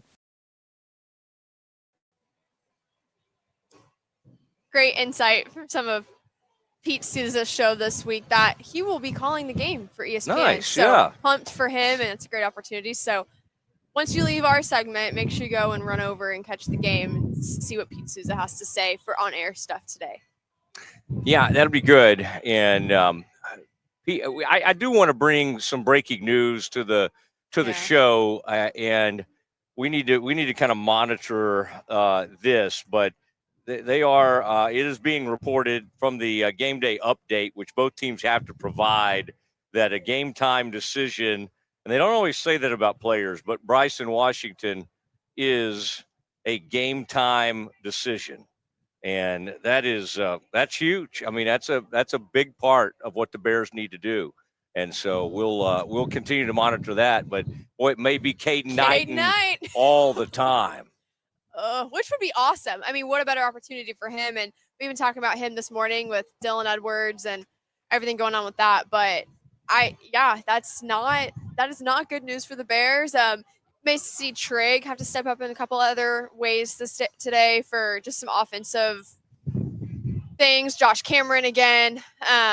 He's been progressing well. Kind of had an off game against. We play at home last. Yeah, Arizona State. He did not have a good game against Arizona State. So I'll be interested to see if he can get going. But yeah, that is not. We'll have to keep monitoring that. All right, we have more Wyatt. Yeah, that's what okay, good. Well, I'll tell you what we'll do, because we're going to hear from Bryce Petty, and we're going to talk more, and we're going to give our Bear Essentials. We'll do that next on the Green and Gold Game Day. And I'm a third-generation Baylor Bear. During my time playing baseball at Baylor, I started a hat company called Hondo, which started as meek and humble beginnings, has quickly grown into something more. Over 40,000 hats sold, and then over 100 retail locations nationwide. I love vintage Western hats, but couldn't stand the condition they came in, so I decided to make my own.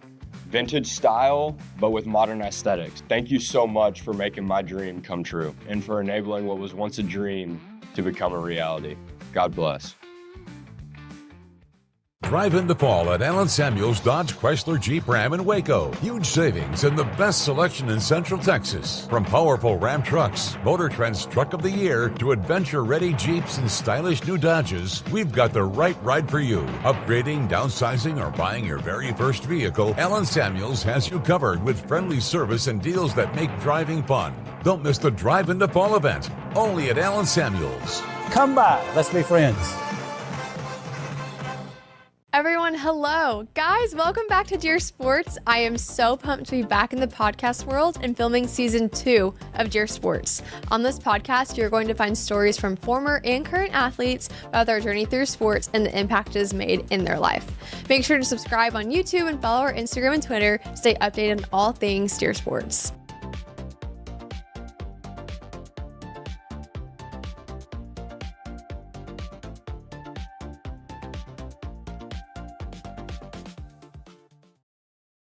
If you want the best for your body, you want Ascension Providence, the largest sports and orthopedics group in Central Texas. Using innovative and cutting-edge technology, we're able to understand your body better than ever, delivering treatment with precision.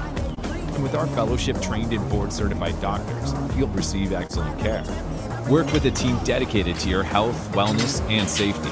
So you can perform. At your best. Ascension Providence, caring for Texas families for over 120 years.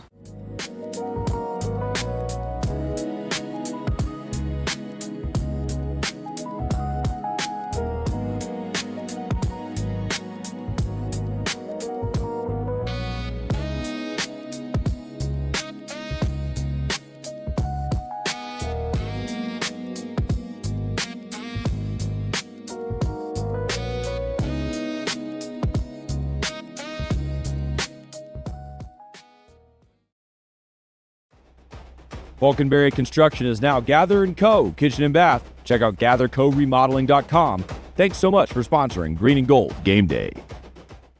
At Game Info Waco, we believe fun is more fun outside. We also believe fun is more fun in the pool, by the water park, at your RV, in a cabin, and with the friends and family you love the most. So grab a drink, take a ride, and stay a while. We think you'll discover that fun is more fun outside, too.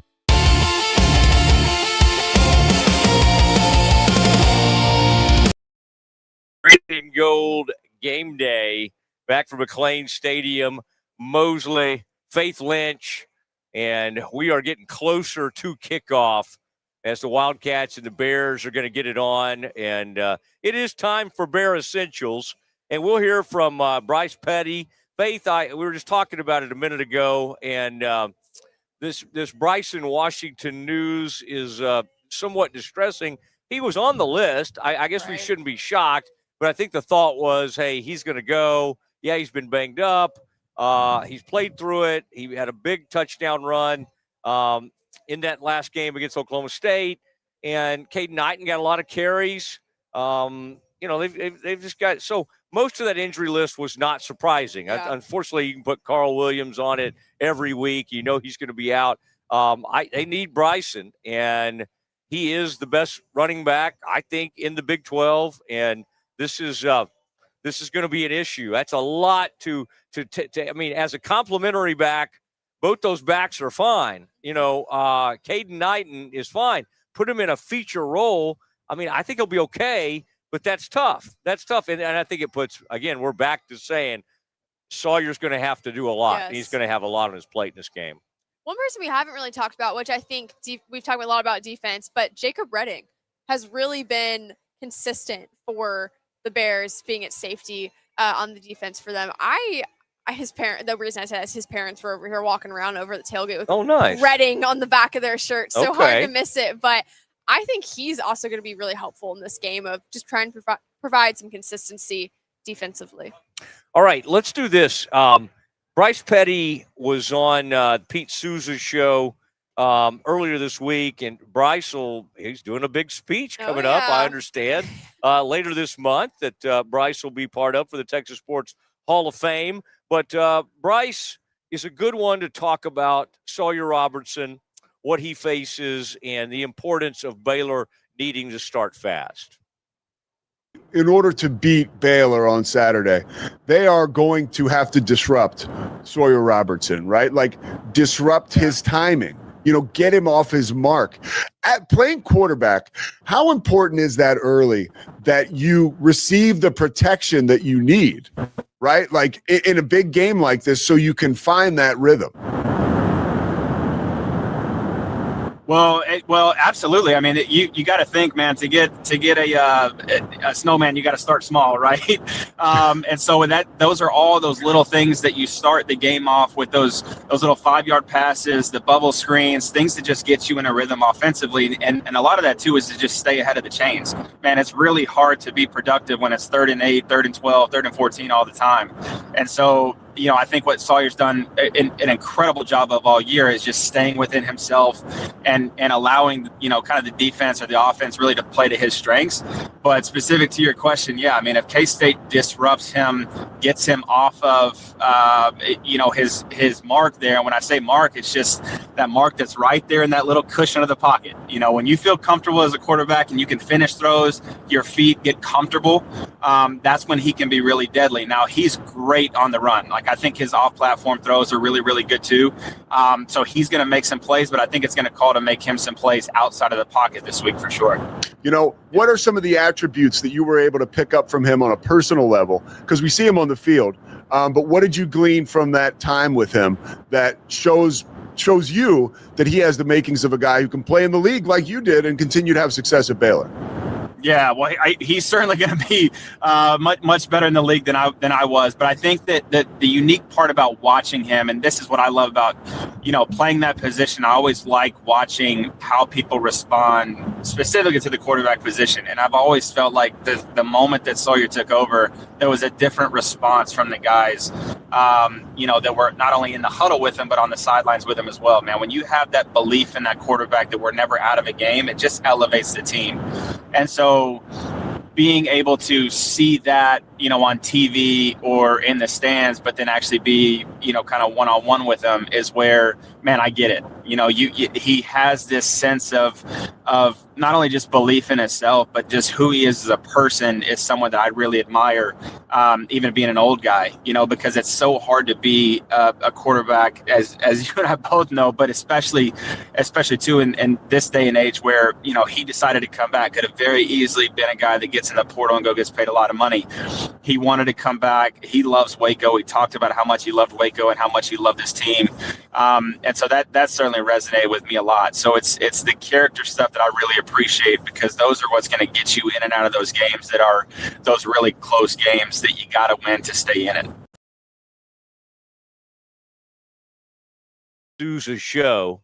Bryce doing a little driving, just kind of going around the countryside, kind of like I may start doing that with more guests, just making sure they're in the car and I can kind of see where they're going. I like, what he said there at the end is so true. And Bryce had some games, the TCU game, 61-58, but he had plenty of others where just huge moments late in games. Sawyer seems to be very comfortable in those situations, very comfortable at the end of Arizona State, very comfortable when he had to be great against SMU. This team where they just have moments in the third quarter where you worry a little bit about Sawyer, and you saw it against Samford. You hadn't seen it a ton, is just that he'll make a loose throw here and there. And it's got to be on both sides. You got to have great routes. You got to get great separation. And if Bryson is hampered or can't go, and Bryson Washington, just to recap, is a game time decision, then, hey, somebody else is going to have to step up. Hey, Cowboys looked as good as they'd looked all season with CeeDee Lamb out. Yeah. And they had George Pickens, and they leaned on him. Okay, Faith, I've been wanting to get this from you, because let's give our we've got to say goodbye here in a minute, but I want to get your prediction for this game. You're always optimistic for the most part. I think you like picking the Bears. You like being optimistic. Bears favored by 6.5. I can see on your face this Bryson Washington news has given you pause. Yeah, we'll be kind of, we'll have a lump in our throat as we wait for kickoff to see if he's out there ready to go. Give me a score and on this game and what happens today. Yeah, I think Bears don't lose this game at home. I just don't think it's possible. I don't think you do it. Do I think it's going to be a well-played game? Absolutely. Do I think we're going to see a lot of different options from both teams? Obviously, with Bryson being questionable right now, definitely puts some concern, I think, for Baylor fans. But I am going to go with the Bears. I'll do a nice, I think it's just going to be a high-scoring game. I do believe that. I'll do a 35-45 Bears. Nice. Oh, you do the score backwards. Yeah, Did you do a 35-45? Bears. that is my score. I think it's going to be a high-scoring game just because of this wide receiver room, this running back room is really deep for Baylor. Well, maybe running back not as deep as today, but I think for both sides have a lot of good options. So I think it'll be interesting to see what happens. Okay, 45-35, or as she likes to say, 35-45. Bears, I absolutely think that this team has got to get where it scores 35 a game, and then almost like the old days with the Briles era, get a takeaway, get a stop, get an occasional stop, and I think that is going to be hopefully the recipe for success. But this is what you call a trampoline effect. They go into the bye. You desperately need a win here. Get to 4-2, and then you can, to use Scotty's favorite word, then you could dream. You could dream about a 10-win season, or even maybe think about 9 wins, whatever. But if you don't, it's going to be big problem. So I got the Bears winning this thing 34-27 today. Okay. Bears 34, K-State 27. And that is that is my take. That is final about Mosley. Before we have to head out and get to that game, let's check our fan poll from hour 3. What do we feel about the gold jerseys? Can't stand them. I just, and we got some meh in there. I think that's my new favorite word, meh. But here's my thing. We talked about this with Coach Ryan McGuire, but I always made our director of ops give us a 3-day notice if we were going to have to wear gold, because I had to spray tan. So I needed a notice of if I needed to be tan or not to wear the gold because it made me look sick on the court, especially with some feral lighting. It does you no favors. Feral lighting. The feral lighting does you Boy, no favors. pulling back the curtain. Elizabeth liked that one. You did not like the gold made you look like a ghost out there. It made me look Who sick. Yeah, I wish you'd have brought that up with Coach McGuire. And he tried to skirt around the topic, which I don't blame him. It was a hot topic amongst Baylor volleyball, but yeah, can't stand them. We are about 3 minutes out from kickoff, Matt. Yeah. How are you feeling with this Bryson Washington news? You know, I as we get ready to say goodbye here, I am not feeling great about it. Not feeling great. Going to go up there, monitor that. Well, we appreciate C&B, Mission Golf Cars, Allen Samuels, Dodge Chrysler, Jeep Ram, Brazos Landing, Hondo hats. Love those hats. I mean, that lettering, usually I'm not a big lettering guy, but the way they do it and the way it kind of has that Western feel to it. Way to go, young Posey. Was it Cole Posey? Yeah. Oh, man, we've got a lot of Posies in our life. But great. This has been fun, though, Faith. I appreciate it, and hope the Bears can get one. I'm not going to do a sick'em with you, so you would have to do it by yourself. But and KWTX, great to have them with us today. I thought that was fun. And then all our cast of characters over here, I thought everybody did a nice job. And it was good to be over here at Camp Info. Yes. Hard by MLK. Always come see us. We'll be back in about 3 weeks. And then next week's the bye. Yes. And then, of course, we'll have the big pregame show, perhaps in Fort Worth. Yes, we're traveling. Before TCU. So for Rogue Media Network, Faith Lynch, Scotty Swingler, and the whole gang here, we wish you a great afternoon, and we will see you in a couple of weeks.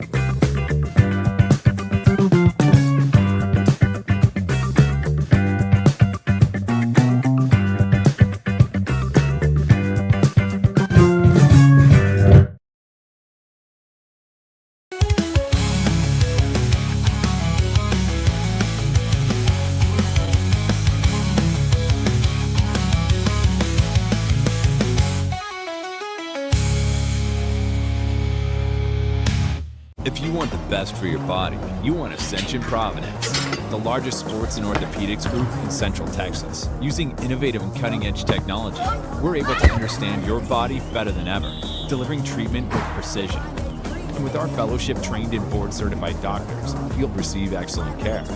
Work with a team dedicated to your health, wellness, and safety. So you can perform. At your best. Ascension Providence, caring for Texas families for over 120 years.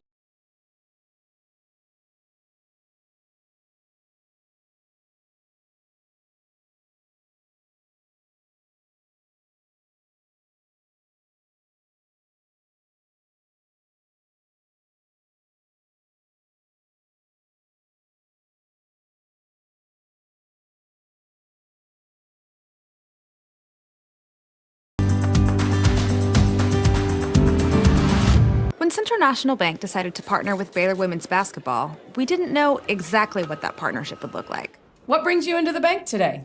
For the last couple of months, I've been noticing a charge on my account, and I would like to block it. I see. So you have a charge? Yes. And you'd like to block it? Yes. I think you should take the charge. What? Yeah, I definitely think you should take the charge. I don't think you understand. Sometimes you just have to take one for the team. Is there a manager available? We love that Coach Collin is all about the team. Once we get the vocabulary down, the sky's the limit. Central National Bank, proud partner of Baylor Athletics and Baylor Women's Basketball.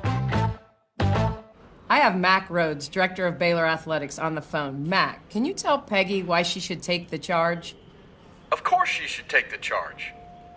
Wait, are you at the bank again? And who is Peggy?